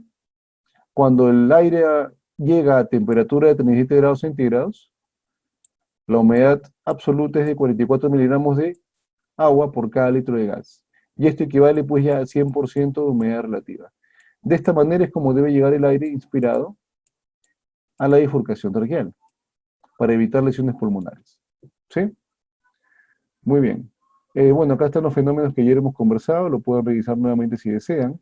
Cuando hablamos de humidificación puede darse burbuja, puede darse en cascada. ¿De acuerdo? Acá está el dispositivo de humidificación que habitualmente usamos en los pacientitos que reciben solo terapia de oxígeno. ¿De acuerdo? Y acá están los humidificadores activos. ¿De acuerdo? Y como les mencioné, mantienen temperaturas que bordean los 39 grados centígrados. ¿De acuerdo? Los 39 grados centígrados. Estos dispositivos se conectan pues aparte del circuito inspiratorio. Viene el circuito inspiratorio, se conecta al dispositivo y una vez que sale el dispositivo sale caliente y húmedo. Inclusive acá dentro hay un alambre de cobre que permite mantener el calor y la humedad. Y así es como finalmente llega al paciente. En caso de que no sea un paciente que requiera alto nivel de humidificación, se puede usar los condensadores que vemos acá, que lo que hacen es aprovechar el calor y temperatura que el paciente emite durante la exhalación para condensar el agua que el paciente exhala en estado gaseoso, llevarlo a estado líquido y que ésta sea nuevamente aprovechada por el paciente durante la siguiente inspiración. Mis condensadores. Acá está la colocación de los condensadores, ¿no? ¿De acuerdo? A medida, obviamente, si se percatan, la imagen nos ayuda a entender cómo el incremento gradual de dispositivos va aumentando el espacio muerto, ¿no? Acá está el condensador, acá está el capnógrafo, acá está la IE, acá están los corrugados, por ejemplo, ¿no? ¿Estamos de acuerdo? Muy bien, y los peligros los hemos conversado en parte del día de ayer. Manejo. Miren, pacientitos con insuficiencia respiratoria, que son los que uno suele manejar típicamente en las UCIs, ¿de acuerdo? Como les menciona acá en la descripción, si hace evidencia en signos importantes de alteración de la relación ventilación-perfusión, ¿de acuerdo? Puedo yo administrar lo que es oxígeno con mascarilla de reservorio, donde los flujos, como ustedes pueden ver acá, pueden ser altos, de 10 litros por minuto para un FIO de 60%, o de hasta 15 para un FIO de 95%, o cerca de 100%. ¿Sí? O sea, si yo veo una alteración evidente de la relación BQ, podemos usar dispositivos que tengan estas concentraciones. Ahorita pasamos a hablar un poco del snorkel. ¿Ve, Irving? Las cánulas de alto flujo suelen llegar hasta 40 grados en sistema proximal. Hay que fijar un límite de temperatura. El condensador solo se usa en uniones tipo. Claro, sí, solamente ahí. Y aplica también para cánula de alto flujo o snorkel. No, los snorkel poseen de por sí ya una válvula exhalatoria en la región superior del dispositivo. Ahorita la vamos a ver. Ya, ahorita la vamos a ver. ¿De acuerdo? Igual tampoco como se utiliza en la ventilación mecánica no invasiva con ventilador no convencional, o sea, el ventilador de BNI. Si ustedes han visto los equipos para ventilación mecánica no invasiva, poseen solo un corrugado, que es el corrugado inspiratorio. Se asume que el dispositivo o la interfase posee sus válvulas exhalatorias. Pero en mi hospital, por ejemplo, suele adaptarse esas mascarillas a ventiladores convencionales. Ventilación mecánica no invasiva en ventiladores convencionales. Se suele aplicar así. Ventilación mecánica no invasiva en ventilador convencional. ¿De acuerdo? Obviamente clausuramos lo que son las válvulas exhalatorias en los dispositivos. ¿De acuerdo? Hay un score que puede servir para monitorizar de qué manera el paciente está respondiendo al tipo de terapia o se le está aplicando. Tenemos la escala del NEWS 2. ¿De acuerdo? ¿Sí?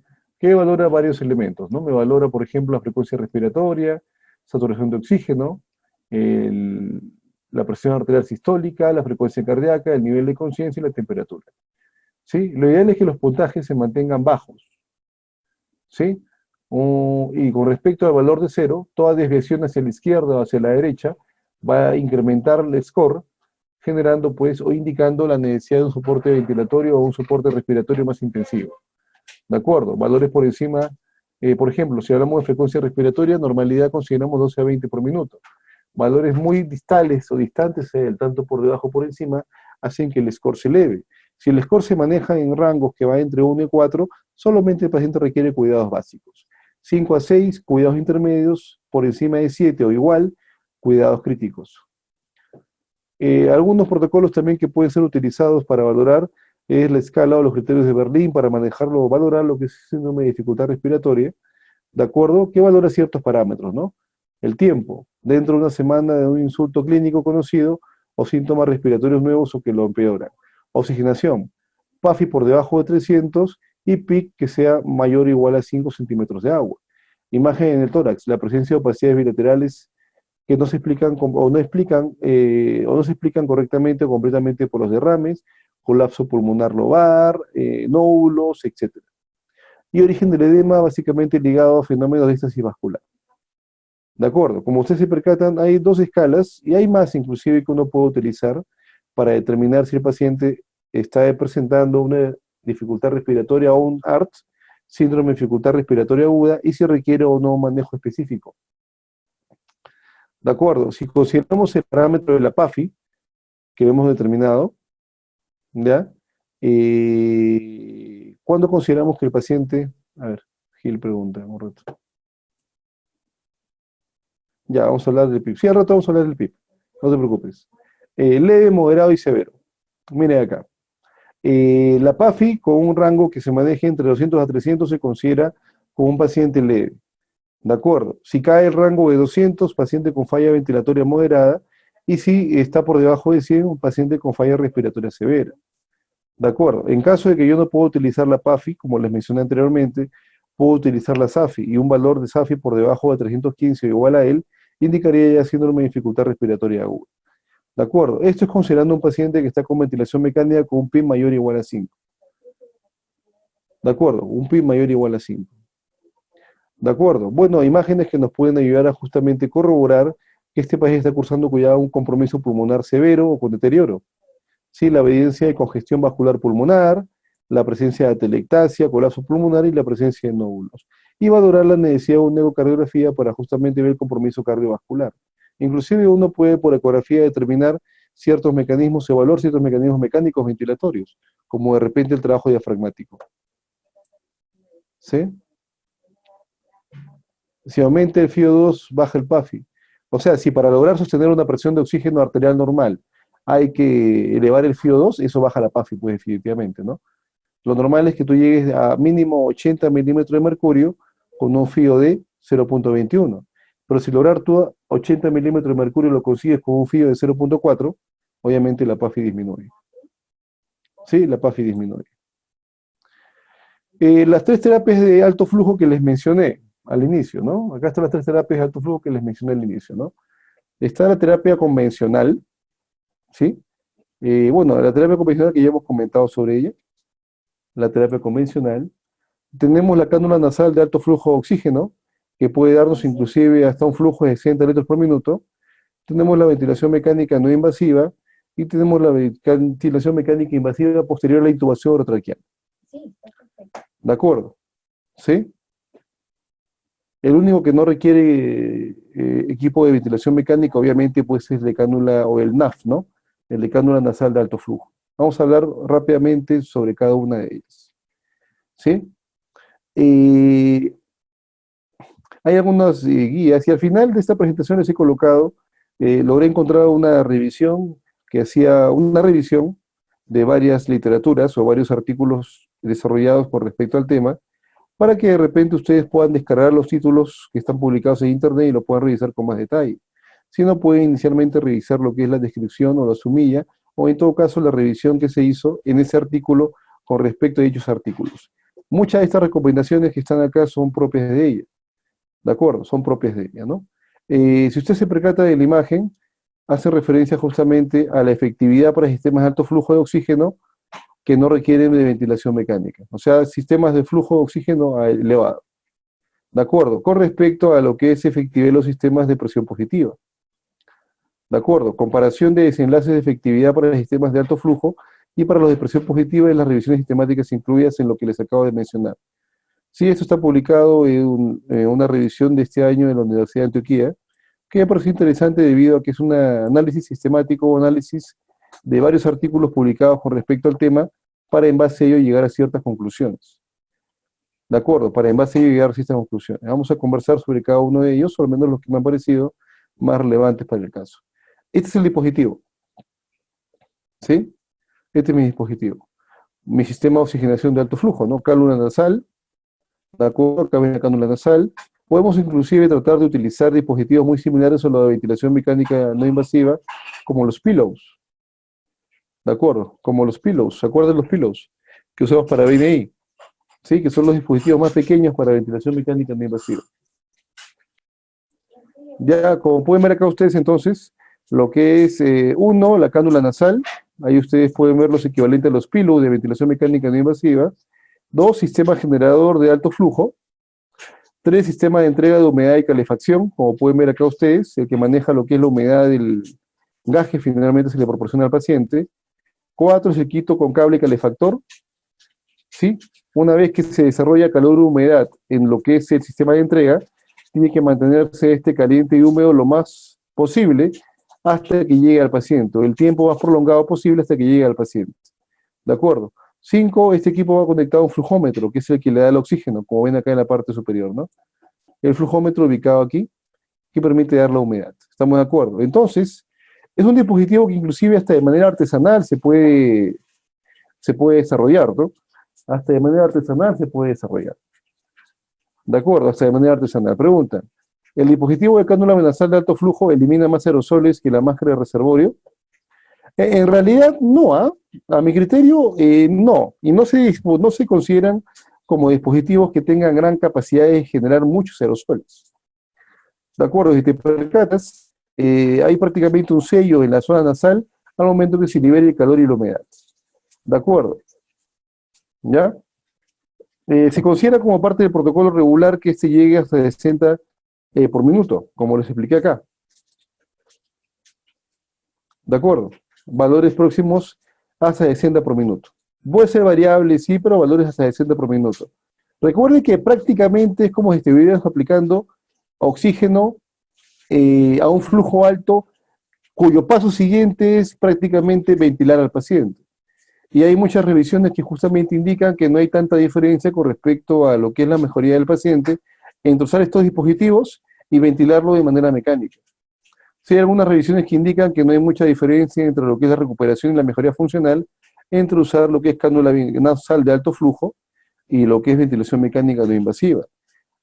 Tienen que considerar adecuadamente, o tienen que tomar en consideración acá también, pues de que estos pacientitos, si yo uso ventilación mecánica no invasiva, es muy probable que yo comprometa lo que es la capacidad muscular del paciente. Recuerden que la ventilación mecánica invasiva, de cierta manera, no invasiva, en cierta manera puede comprometer el trabajo muscular ventilatorio.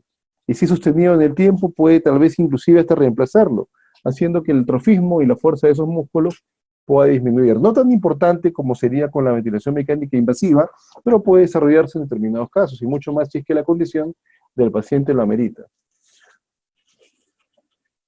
Claro, esto solo da oxígeno.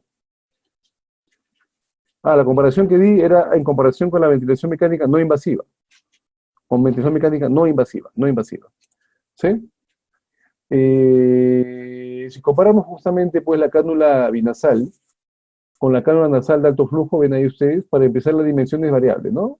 Cánula nasal con la cánula binasal con la de alto flujo. ¿Qué nos indica la cánula nasal?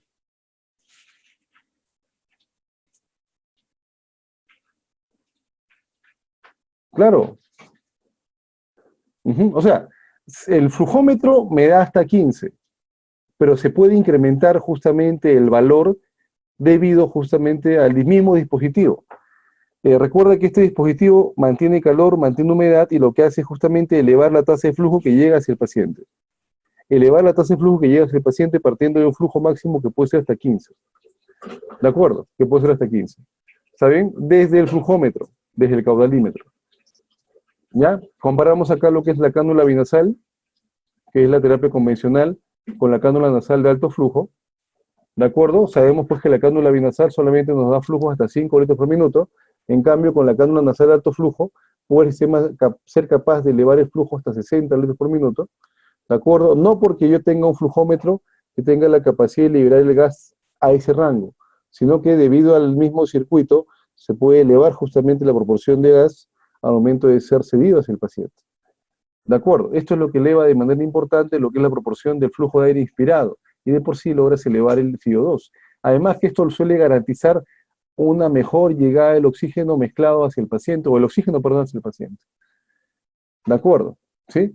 El sistema de cánula nasal de alto flujo actúa como un sistema de oxigenoterapia de alto flujo, flujo entregado por el equipo, mayor al flujo inspirado del paciente. El paciente no debe tomar aire ambiental.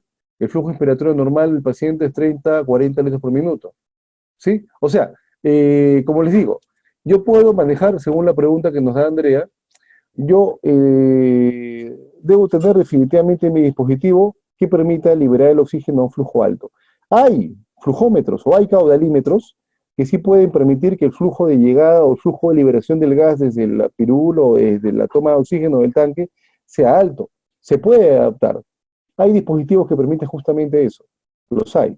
¿De acuerdo? Pero también de cierta manera se puede establecer un incremento exponencial de la carga manejando solamente este dispositivo, puesto que hay que favorecer que este equipo reciba justamente el oxígeno que viene de lo que es el caudalímetro para poder cederlo. Ahora, si bien es cierto el caudalímetro me establece un flujo regular, eso no quita pues que si yo abro más el regulador, la liberación sea aún más alta. ¿De acuerdo? Y yo puedo estimar de cierta manera cuánto es el flujo de liberación del paciente. ¿Ya? Hay formas de adaptarse, de adaptar. ¿Sí? Bueno, acá viene el paciente con el equipo, ya ha adaptado el equipo, ¿de acuerdo? Como les mencioné, hay revisiones que indican pues que hay una eficacia muy similar entre el uso de la cánula nasal de alto flujo comparado con la ventilación mecánica no invasiva, ¿de acuerdo? Lo que sí, el uso de ambos dispositivos ha definido disminución de la posibilidad de que este paciente termine intubado. O sea, algunas revisiones indican que no hay mucha diferencia en el beneficio entre, por un lado, lo que es el uso de cánula nasal de alto flujo y por otro lado, de ventilación mecánica no invasiva, pero sí en ambos lados va a disminuir. En ambos lados sí lo que va a hacer es disminuir la posibilidad de que este paciente sea intubado y conectado a un dispositivo de ventilación mecánica. ¿De acuerdo? ¿Sí? Sí, abajo en la parte importante, me pareció importante remarcar esto, se incluyó un estudio observacional con 17 pacientes con COVID-19, en el cual se evidenció que los pacientes con relación PAFI menor o igual a 200, o en quienes no aumenta la presión arterial de oxígeno luego de 2 horas de terapia, tienden a experimentar mayor falla a la cánula binasal y requieren progresar a ventilación mecánica no invasiva o intubarlos y conectarlos a un ventilador mecánico. O sea, hay revisiones que justamente han valorado el tiempo como determinante para saber si es que el uso de la cánula binasal o la cánula nasal de alto flujo ha sido suficiente, o si requieren ya requerir la ventilación mecánica no invasiva o ventilación mecánica invasiva. ¿Qué no te da la cánula nasal de alto flujo con respecto al BNI, por ejemplo? El BNI no solamente te da oxígeno mezclado con aire ambiental, el BNI te da flujo, y un flujo y presión positiva. ¿De acuerdo? Lo que la ventilación mecánica no invasiva e invasiva da con respecto a la cánula nasal de alto flujo es presión positiva. Y esa presión positiva es la que termina justamente favoreciendo que el volumen de aire que capte el paciente sea aún más importante. Sí, la presión positiva es la que termina favoreciendo yo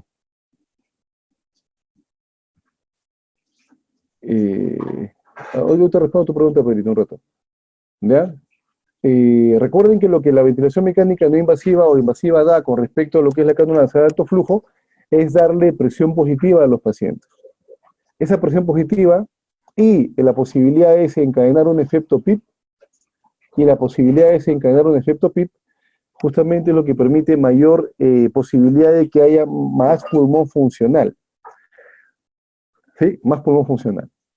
De acuerdo. A ver, pero pregunta. ¿Cuál es el principio fundamental de la cánula nasal de alto flujo?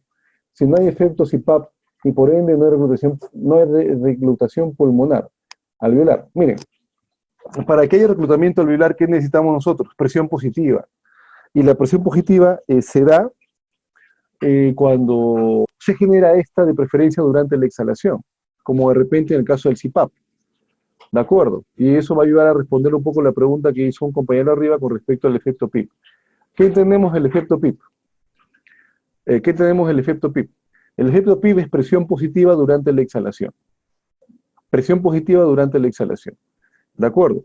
Eso indica que de alguna forma yo tengo que restringir la forma o la manera como este alveolo elimina aire con oxígeno. ¿Sí? Tengo que restringir la manera como este alveolo elimina aire con oxígeno. ¿De acuerdo? O sea, tengo que ver la posibilidad de que este alveolo al momento de exhalar sea muy regulada y muy lenta la forma como libera presión y cómo libera aire. ¿De acuerdo? Es como un globito que se va a desinflar, pero yo obstruyo de manera importante el orificio de salida para que este globito bote el aire y libere presión, pero muy lento, muy lento, muy lento, muy lento. Un pulmón patológico es un pulmón que no posee una capacidad adecuada para evitar justamente la pérdida de volumen y presión. Es decir, un alveolo patológico fácilmente durante la expiración puede colapsar. Sí, puede colapsar. ¿De acuerdo? Debido a que la liberación de presión y aire es muy rápida y no hay una regulación con respecto a ello. ¿Estamos de acuerdo? La finalidad del efecto PIP, ¿cuál es? Es generar una resistencia durante la exhalación que le imposibilite al alveolo liberar aire y presión de manera rápida. Así prácticamente sería un alveolo que elimina durante la exhalación aire muy lentamente, libera presión muy lentamente y al final de la exhalación queda parcialmente expandido. Nunca colapsó. Quedó parcialmente expandido. ¿Sí? En la siguiente inspiración, el flujo de aire inspiratorio va a agarrar ese alveolo expandido. Y como lo va a agarrar expandido, va a ser más fácil incrementar la capacidad pulmonar o la capacidad vital del paciente. ¿De acuerdo? La capacidad del pulmón para poder movilizar aire. Es el efecto PIP. El CPAP no es un efecto PIP. ¿De acuerdo? La ventilación mecánica no invasiva e invasiva, yo tengo parámetros para programar justamente el efecto PIP. Y es más, en pacientes COVID, los protocolos de ventilación mecánica invasiva están diseñados para manejar PIP altos. PIP que vaya entre 10 a 12 centímetros de agua. ¿Sí? PIP altos. PIP altos, pero con presiones inspiratorias bajas. Ahorita vamos a llegar a eso. PIP altos, pero con presiones inspiratorias bajas. ¿De acuerdo? Sí, vamos a tratar de explicarlo de manera muy sencilla porque yo soy acá en la presentación, o en la parte de los usuarios, no todos manejan muy bien los conceptos, ¿de acuerdo? No hay que tratar también de hacer muy compleja la exposición, hay que tratar de hacerla de manera entendible, ¿de acuerdo? Sí, pero creo que estamos yendo por buen camino, tanto el día de ayer como el día de hoy. ¿Ya? Claro, el NAF no nos da PIP, el NAF nos da un flujo elevado, sería como una suerte de optimizar lo que es el soporte ventilatorio de alto flujo sin aprovechar, o soporte oxigenatorio por un alto flujo, sin aprovechar lo que es el efecto PIP. ¿De acuerdo? O mejor dicho, sin aprovechar el hecho de que la mezcla de gases se dé fuera del paciente. ¿De acuerdo? Miren, cuando yo doy un flujo alto a los pacientes, estoy garantizando que en vías proximales el volumen captado de aire ambiental sea mayor. Y si yo eso lo asocio a un mayor tiempo inspiratorio, puedo lograr que haya una mayor redistribución de aire con oxígeno a los segmentos más distales de los pulmones.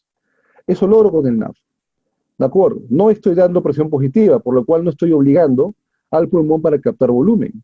No tengo un efecto PIP que permita reclutamiento alveolar o evite el alveolo o el colapso de los alveolos comprometidos. Pero lo que estoy haciendo es tratar de incrementar el flujo de aire en segmentos proximales durante la inspiración para que se dé una mejor redistribución del aire con oxígeno a los segmentos más distales. ¿Sí? Se dé una mejor redistribución del aire con oxígeno a los segmentos más distales. ¿De acuerdo? Eso es lo que trata más o menos de buscar o incentivar lo que es el NAF. ¿De acuerdo? ¿Sí? Y se ha determinado pues en algunas revisiones, que es suficiente si lo comparamos con la necesidad de usar de repente ventilación mecánica no invasiva. Pero recuerden, si ya aparte del trastorno oxigenatorio se evidencia falla ventilatoria inminente, antes de que ésta se presente puedes ya optar por terapias de presión positiva. ¿De acuerdo? Como puede ser ventilación mecánica no invasiva, o ver ya la necesidad como último recurso de intubarlo y conectarlo al ventilador mecánico. Gil pregunta, ¿un CPAP sin ventilación mecánica es viable? Bueno, el CPAP se puede desarrollar con cualquier tipo de procedimiento, o sea, la idea es dar presión positiva. Si bien siendo el concepto de CPAP hace referencia a dar presión positiva tanto durante la inspiración como durante la exhalación, a mí me interesa más cómo este efecto se da durante la exhalación. Sí, prácticamente un CPAP actúa como un PIP, o el efecto que me interesa a mí con respecto al CPAP sería analizar su efecto PIP. Si bien es cierto, yo puedo aprovechar de la presión positiva inspiratoria, esta no va a ser suficiente como para proporcionar un volumen adicional importante de aire con respecto al débito inspiratorio que el paciente realiza regularmente. ¿De acuerdo? Pero sí yo lo puedo aprovechar durante la exhalación generando una resistencia exhalatoria que permita evitar el colapso alveolar o facilitar reclutamiento de alveolos colapsados. Claro que para reclutar yo no solamente requeriría pues de presión positiva exhalatoria, sino a la vez de presión positiva inspiratoria. ¿De acuerdo? Sí, para ello tengo la ventilación mecánica no invasiva o intubarlo y conectarlo a un ventilador mecánico. ¿De acuerdo? Pero el efecto CPAP es importante en lo referente a la capacidad de evitar el colapso de segmentos pulmonares con tendencia a ello. ¿De acuerdo? Con tendencia a ello. Ya, bueno, acá está lo referente al CPAP que mencionaron. O sea, mira, bueno, acá hay una pregunta, lo he hecho en privado. Pon todos, cuando mandes el mensajito, pon todos, por favor. ¿Cómo logro un aumento del tiempo inspiratorio con el NAF? O sea, no es que yo tenga la capacidad de programar lo que es el ventilador o el dispositivo, perdón, para determinar un tiempo inspiratorio regular o un tiempo exhalatorio. ¿De acuerdo? Lo que sí yo tengo que ver la posibilidad de que este paciente sea un paciente candidato a usar el dispositivo. Está hiperventilando, la frecuencia respiratoria es muy superficial, hay signos ya de probable fatiga muscular, yo no voy a usar el NAF. ¿De acuerdo? Porque sé que no va a ser aprovechado por el paciente. ¿Estamos de acuerdo? Voy a probablemente ver la posibilidad de utilizar ya protocolos o procedimientos que además de dar flujo alto me den presión positiva, como de repente lo que es la ventilación mecánica no invasiva, pero todo depende de cómo uno termine valorando otros parámetros adicionales del ventilatorio con respecto a la evolución del paciente. ¿De acuerdo? Es cuestión de verlo, evaluarlo. Pero sí, para dar NAP hay que tener en consideración pues que yo pueda tenerla a un paciente que pueda aprovechar el dispositivo.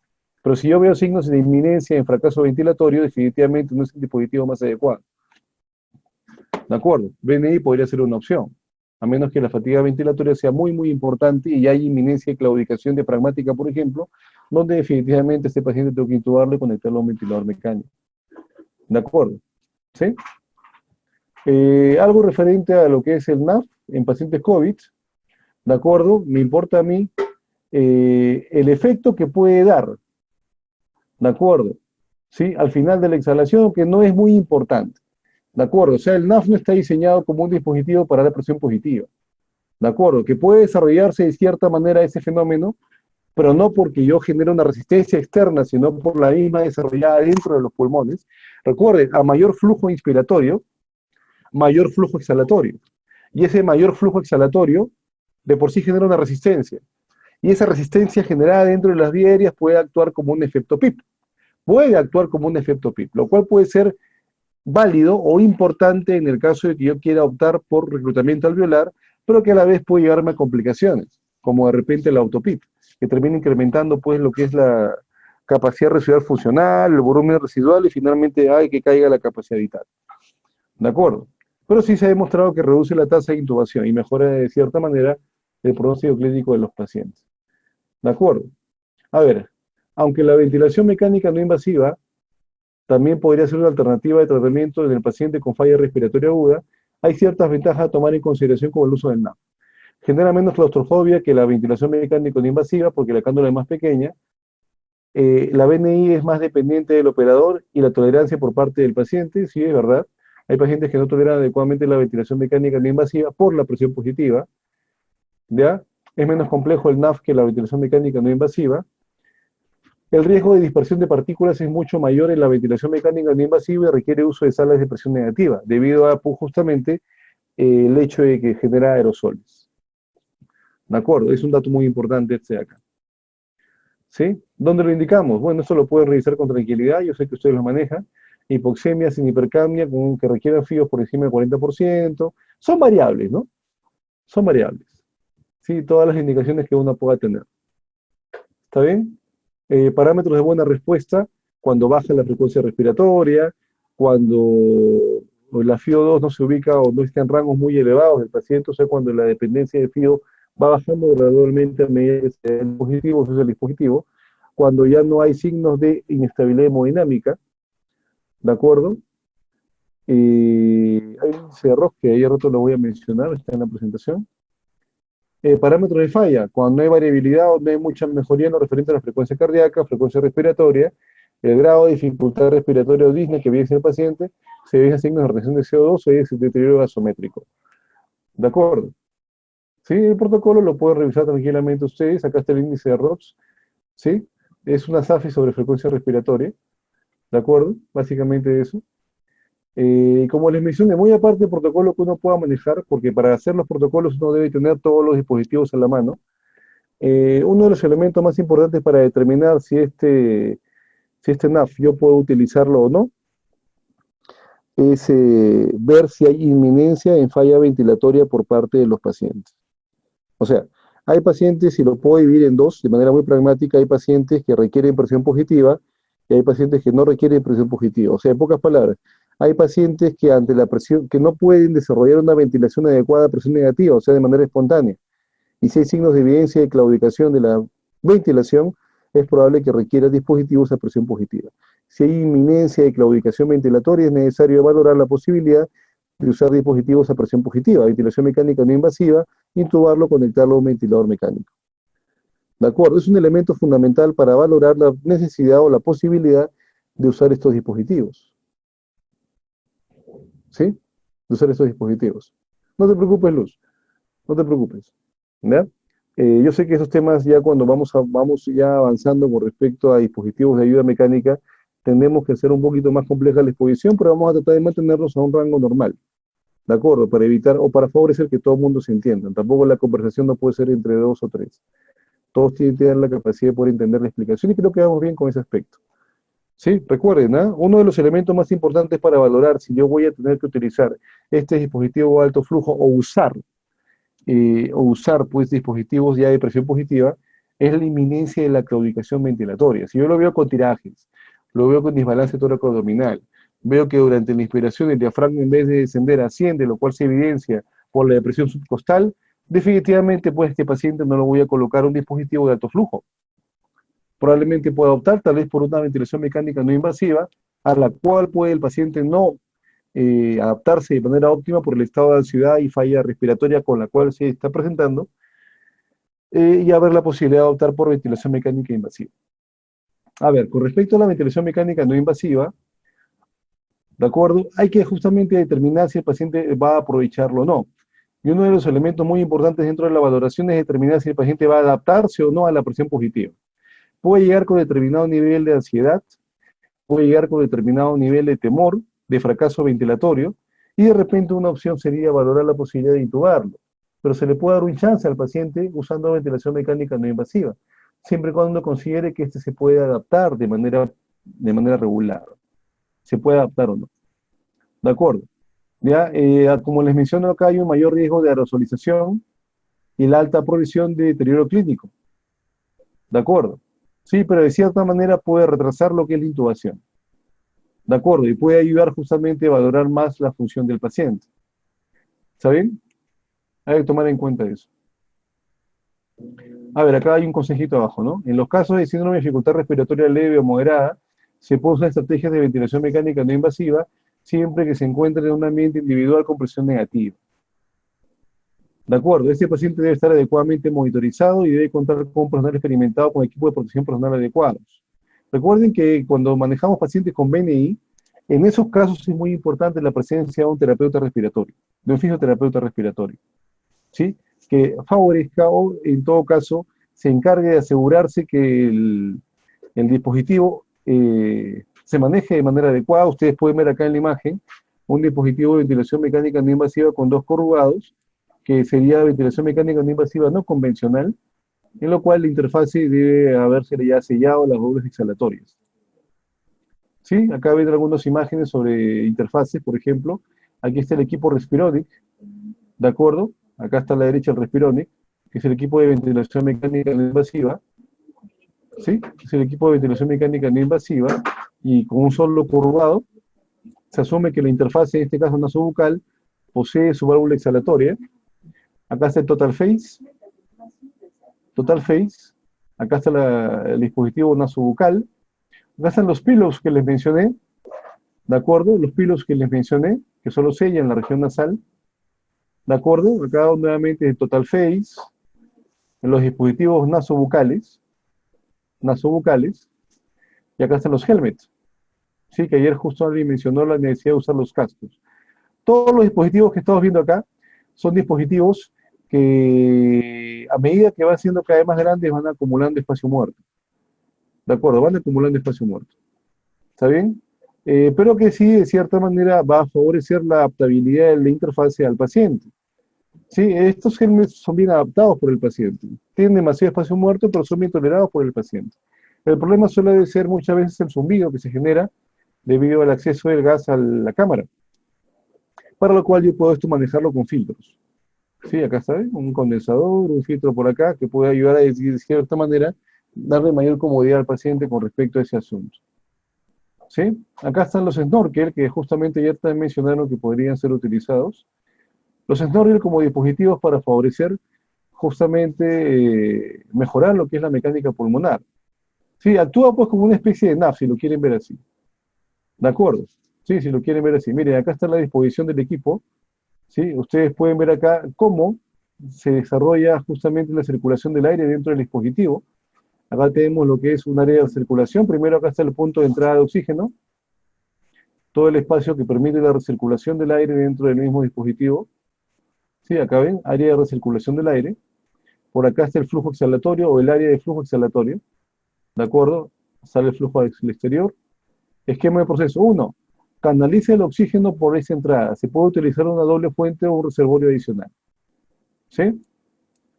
¿De acuerdo? 2. Al aumentar la cantidad de aire y limitar la salida con una válvula, se genera presión positiva. ¿De acuerdo? Y eso favorece la expansión pulmonar. O sea, el hecho de que tengo yo una válvula durante la exhalación puede servir también para desarrollar un efecto PIP. ¿De acuerdo? Entonces, este equipo, aparte de darme oxígeno mezclado a un flujo alto, puede también servir para desarrollar un efecto PIP y favorecer de esa manera cierto reclutamiento alveolar. Habría que medir en cierta forma en cuánto está el PIP y cuánto de pérdida de presión tiene uno alrededor de lo que es la interfase. Aunque el snorkel se halla bastante bien lo que es la región bucal. ¿De acuerdo? Se halla bastante bien la región bucal. ¿De acuerdo? Sí, 3. El exceso de presión se regula con una válvula que asegura un correcto intercambio de gases en el pulmón. ¿Sí? Muy bien, el efecto PIP se desarrolla en estos dispositivos. Acá están los elementos, ¿no? La cánula de oxígeno, el adaptador, la pieza que se puede diseñar por dispositivos 3D para establecer una válvula inspiratoria y exhalatoria, la máscara que tiene la función de actuar como una suerte de reservorio de oxígeno, ¿de acuerdo? La válvula PIP, que favorece sostener cierta presión positiva exhalatoria, ¿de acuerdo? Y el filtro, que justamente evita que el aire exhalado propague el virus, ¿no? Es un filtro que justamente contiene al virus y evita que se generen aerosoles. ¿De acuerdo? Evita que se generen aerosoles. Los equipos que estaba usando tienen una rama expiratoria, una válvula PIP. A ver. A ver. En los equipos que estamos usando tienen en la rama expiratoria una válvula PIP.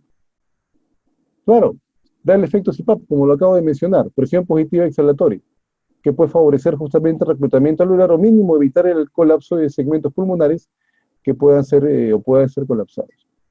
¿En qué me baso para elegir un flujo, un alto flujo o un snorkel? Primero, la posibilidad de tener los equipos a la mano.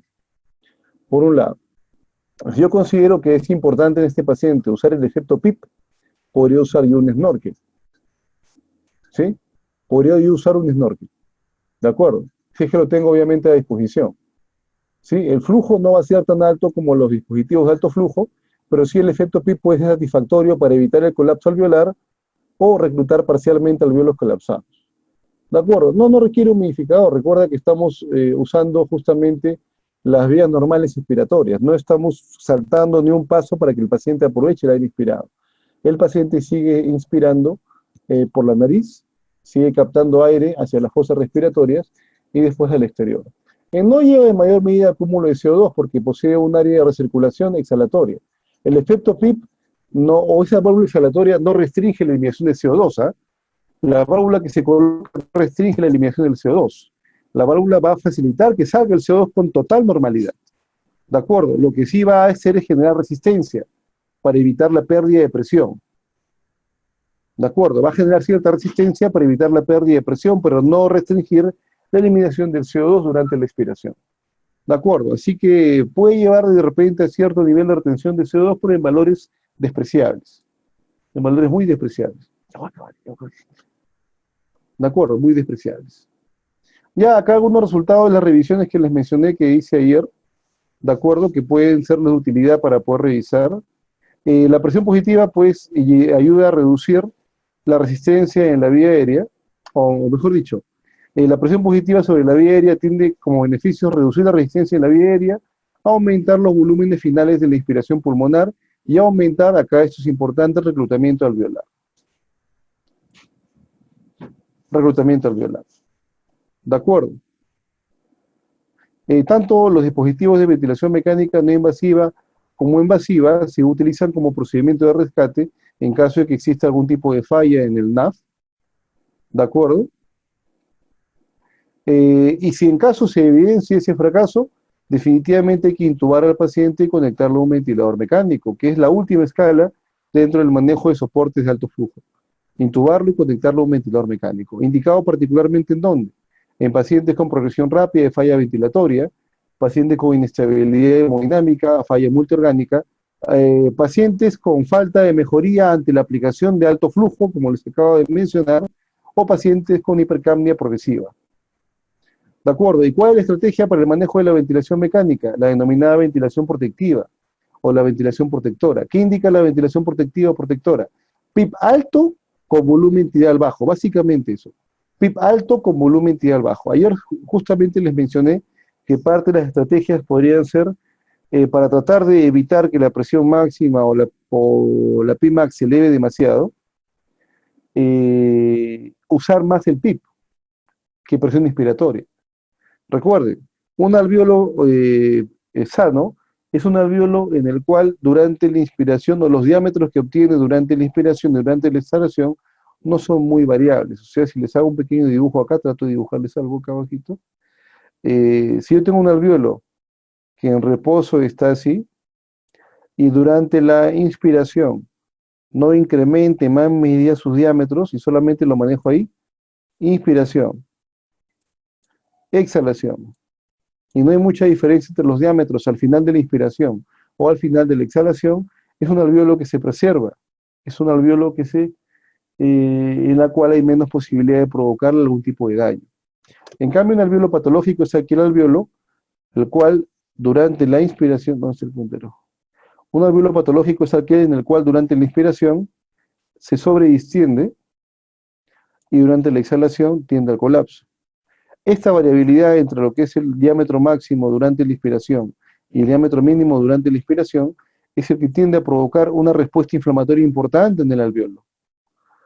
Una respiratoria importante, una inflamación en el alveolo. O sea, esta gran variabilidad en los diámetros del alveolo durante la inspiración y exhalación son los que tienden a generar justamente mayor tendencia a la inflamación pulmonar.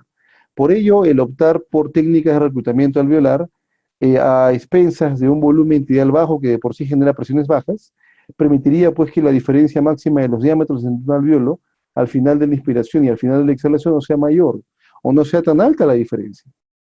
¿De acuerdo? Si yo tengo un paciente que quiero hacer reclutamiento alveolar y para ello le debo o le pongo un PIB alto, si yo a pesar de PIB alto sostengo la presión inspiratoria en niveles altos, definitivamente voy a elevar la Pmax. La suma de ambos me da el Pmax. Y eso puede provocar, como Irving indica, barotrauma. Así que dentro de estos pacientes se usa el concepto de ventilación mecánica protectora, generando mayor reclutamiento alveolar con PIB elevados a expensas de un volumen tidal bajo. Habitualmente el volumen tidal va entre 6 a 8 centímetros cúbicos de agua por kilogramo de peso. ¿De acuerdo? 6,8 cc por kilogramo de peso. ¿Estamos de acuerdo? 6,8 cc por kilogramo de peso. En estos pacientes solemos manejarlo a valores de 4 a 6 cc por kilogramo de peso. 4 a 6. ¿De acuerdo? ¿Sí? La presión máxima, lo ideal, como les mencioné, sería que no supere los 35 centímetros de agua. La presión meseta en valores que estén por debajo de 30. Esta presión meseta es justamente la que me indica cómo el alveolo capta volumen. ¿Sí? En pocas palabras, presión pico podría explicarse como presión de aire en espacio muerto. Pero presión meseta vendría a ser presión de aire en segmentos pulmonares alveolares, en las cuales se desarrolla intercambio de gases. Y lo ideal sería que no supere los 30 centímetros de agua.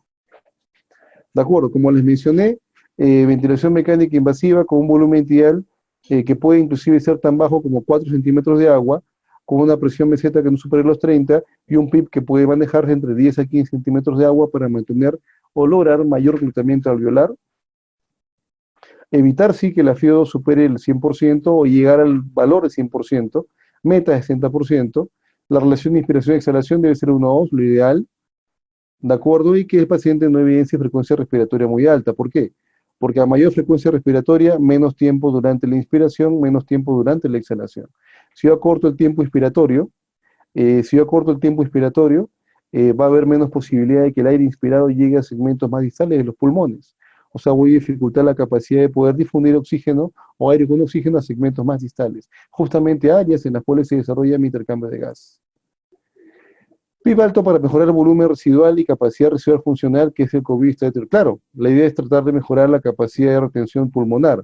Hay protocolos que establecen justamente el mejorar el reclutamiento alveolar y el tratar de favorecer un efecto PIB para mejorar lo que es la compliance y la extensibilidad pulmonar. ¿De acuerdo? Esto favorece la compliance, el incremento de la compliance y extensibilidad pulmonar. ¿Alguna cautela con respecto a la posibilidad de barotrauma? Claro, evitar que la Pmax se eleve demasiado. ¿Cómo lo conseguimos con estos protocolos para pacientes COVID?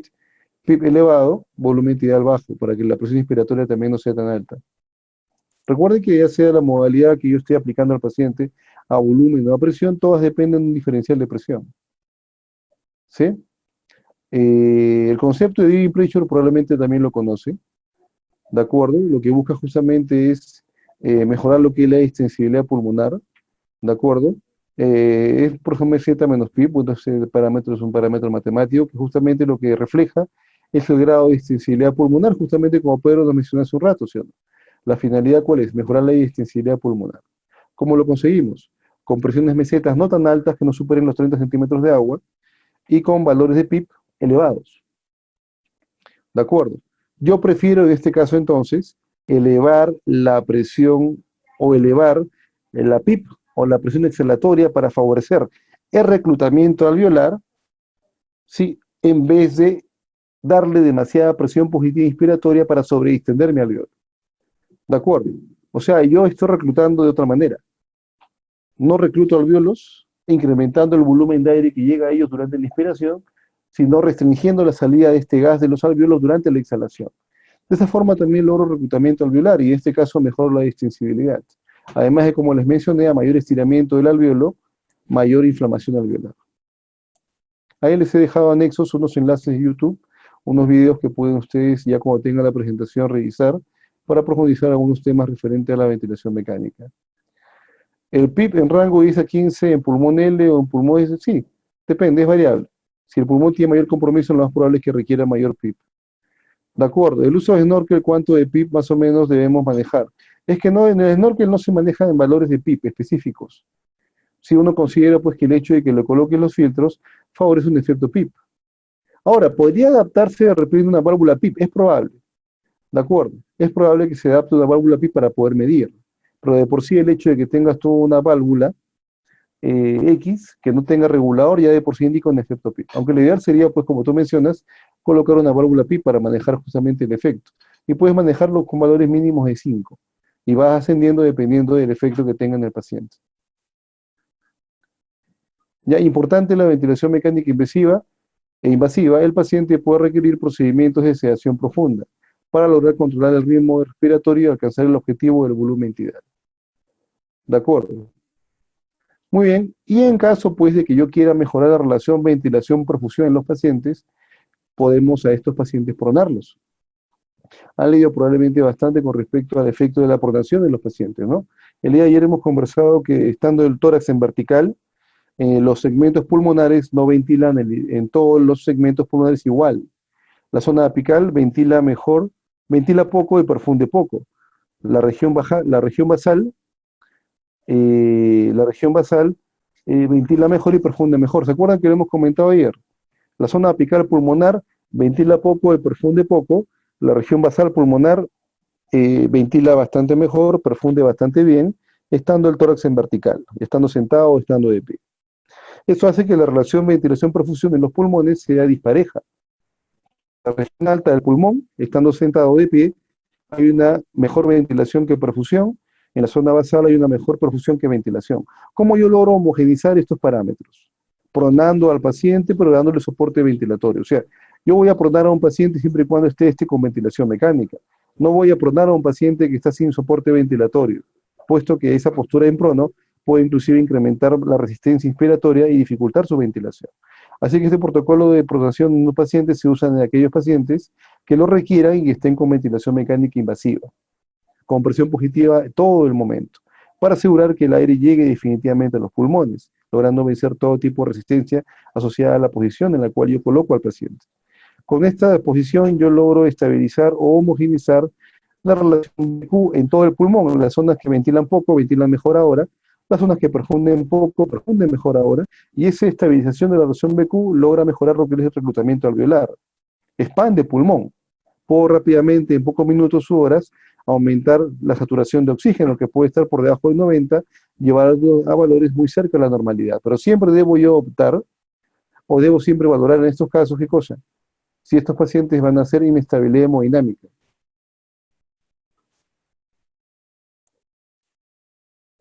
Mi mayor duda, tenemos válvula PIP en estos sistemas Snorkel y Helmet.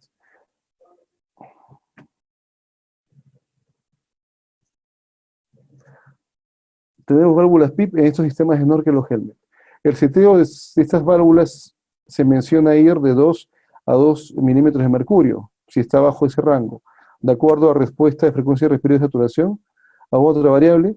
Bueno, en realidad cuando tú vas a regular lo que es el efecto PIP, tienes que ver si hay una disminución importante o gradual de lo que es la frecuencia respiratoria que puede estos pacientes ya estar elevada. De acuerdo, un indicativo importante de que este paciente está adaptándose adecuadamente a estos procedimientos es el descenso de la frecuencia respiratoria. De acuerdo. La saturación puede un poco demorar en manifestarse o puede tal vez demorar en evidenciar mejoría. De acuerdo. Además recuerden que es un procedimiento que tiene cierto nivel de falla y puede alterarse en caso de signos de hiperventilación o en caso de que el paciente esté reteniendo CO2. ¿De acuerdo? Por eso no tiende a ser un parámetro muy preciso para poder valorar la mejoría ante el uso del snorkel.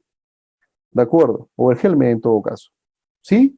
Yo lo bueno es que tengo la opción de tomar una gasometría arterial en un punto y de ahí en otro punto, en un momento determinado y de ahí otro, para ver la efectividad, haciendo una evaluación más precisa.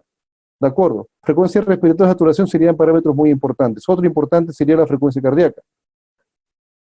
¿De acuerdo? La frecuencia cardíaca.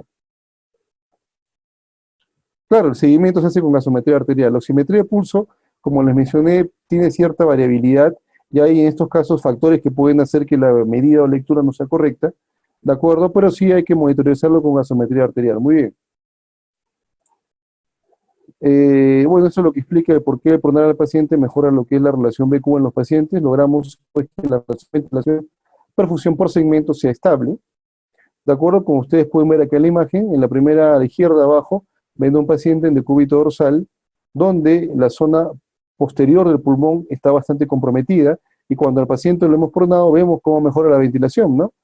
Estas imágenes hiperdensas que había justamente en la zona posterior, después de minutos u horas, van a ver ustedes cómo empiezan a aclararse en el pulmón del paciente comprometido producto de la pronación. Muy bien. Algunas recomendaciones: asegurar los sellos del circuito del ventilador, evitar desconectar de manera innecesaria al paciente. Muy importante esto, si ya está con efecto PIP o está con PIP el paciente, yo no puedo desconectarlo constantemente, ni siquiera para llevarlo a un procedimiento como puede ser una tomografía o una resonancia. Debo asegurarme de mantener el efecto PIP de los pacientes durante todo el momento. Inclusive para aspirar a los pacientes debería optar por circuitos cerrados. ¿De acuerdo? Para no hacer desconexiones innecesarias en los pacientes. Muy bien, acá están los anexos que les mencioné, acá están los títulos de las revisiones que les he dicho. Varias de ellas las he utilizado para la presentación. ¿De acuerdo? Acá hay algunos hallazgos clave que el artículo que les mencioné hace en referencia justamente a las revisiones, pero ya queda de ustedes descargar justamente las revisiones y en base a ello valorar justamente los parámetros de la publicación para considerar pertinentes o no sus conclusiones. Dejo varias de ellas, inclusive les puedo enviar el artículo donde yo encontré esta revisión junto con la presentación que tenemos ahora. ¿Sí? Varias revisiones que ustedes pueden tomar en consideración para mejorar su información. Si bien es cierto, estos temas son complejos de evaluar, hemos tratado de abordar desde terapia de oxígeno hasta ventilación mecánica en 5 horas, lo que es un poquito tedioso. De solo ventilación mecánica suele ser un diplomado. Así que espero que esto haya sido satisfactorio para ustedes, provechoso. He tratado de manejarlo lo más sencillo posible. Juan pregunta, ¿el decúbito prono hace que más músculos se soliciten para un mejor ingreso de oxígeno? No, este es el paciente con ventilación mecánica, así que no dependes tú de la capacidad muscular del paciente para poder ventilar. Tú lo que haces es simplemente hacer que las zonas que ventilan poco ventilen mejor, las que perfunden poco perfundan mejor y que la relación BQ se homogenice en cada uno de los segmentos pulmonares. De esa forma tú logras mayor reclutamiento alveolar. ¿De acuerdo? Mayor reclutamiento alveolar. ¿Qué debe observar siempre? El corazón, que no se desencadene estabilidad hemodinámica. Recuerda que a mayor espacio que el pulmón ocupe en el tórax, menor espacio que le quitas al corazón. A ver, muy bien, muchas gracias con todos, por favor. Revisen los materiales que les estoy dando. El día de hoy les van a dar esta presentación. Voy a enviar algunas revisiones anexas a esta presentación para que ustedes también lo puedan revisar. Capaz les puede ser de utilidad o les puede ayudar a buscar más información con respecto a ello.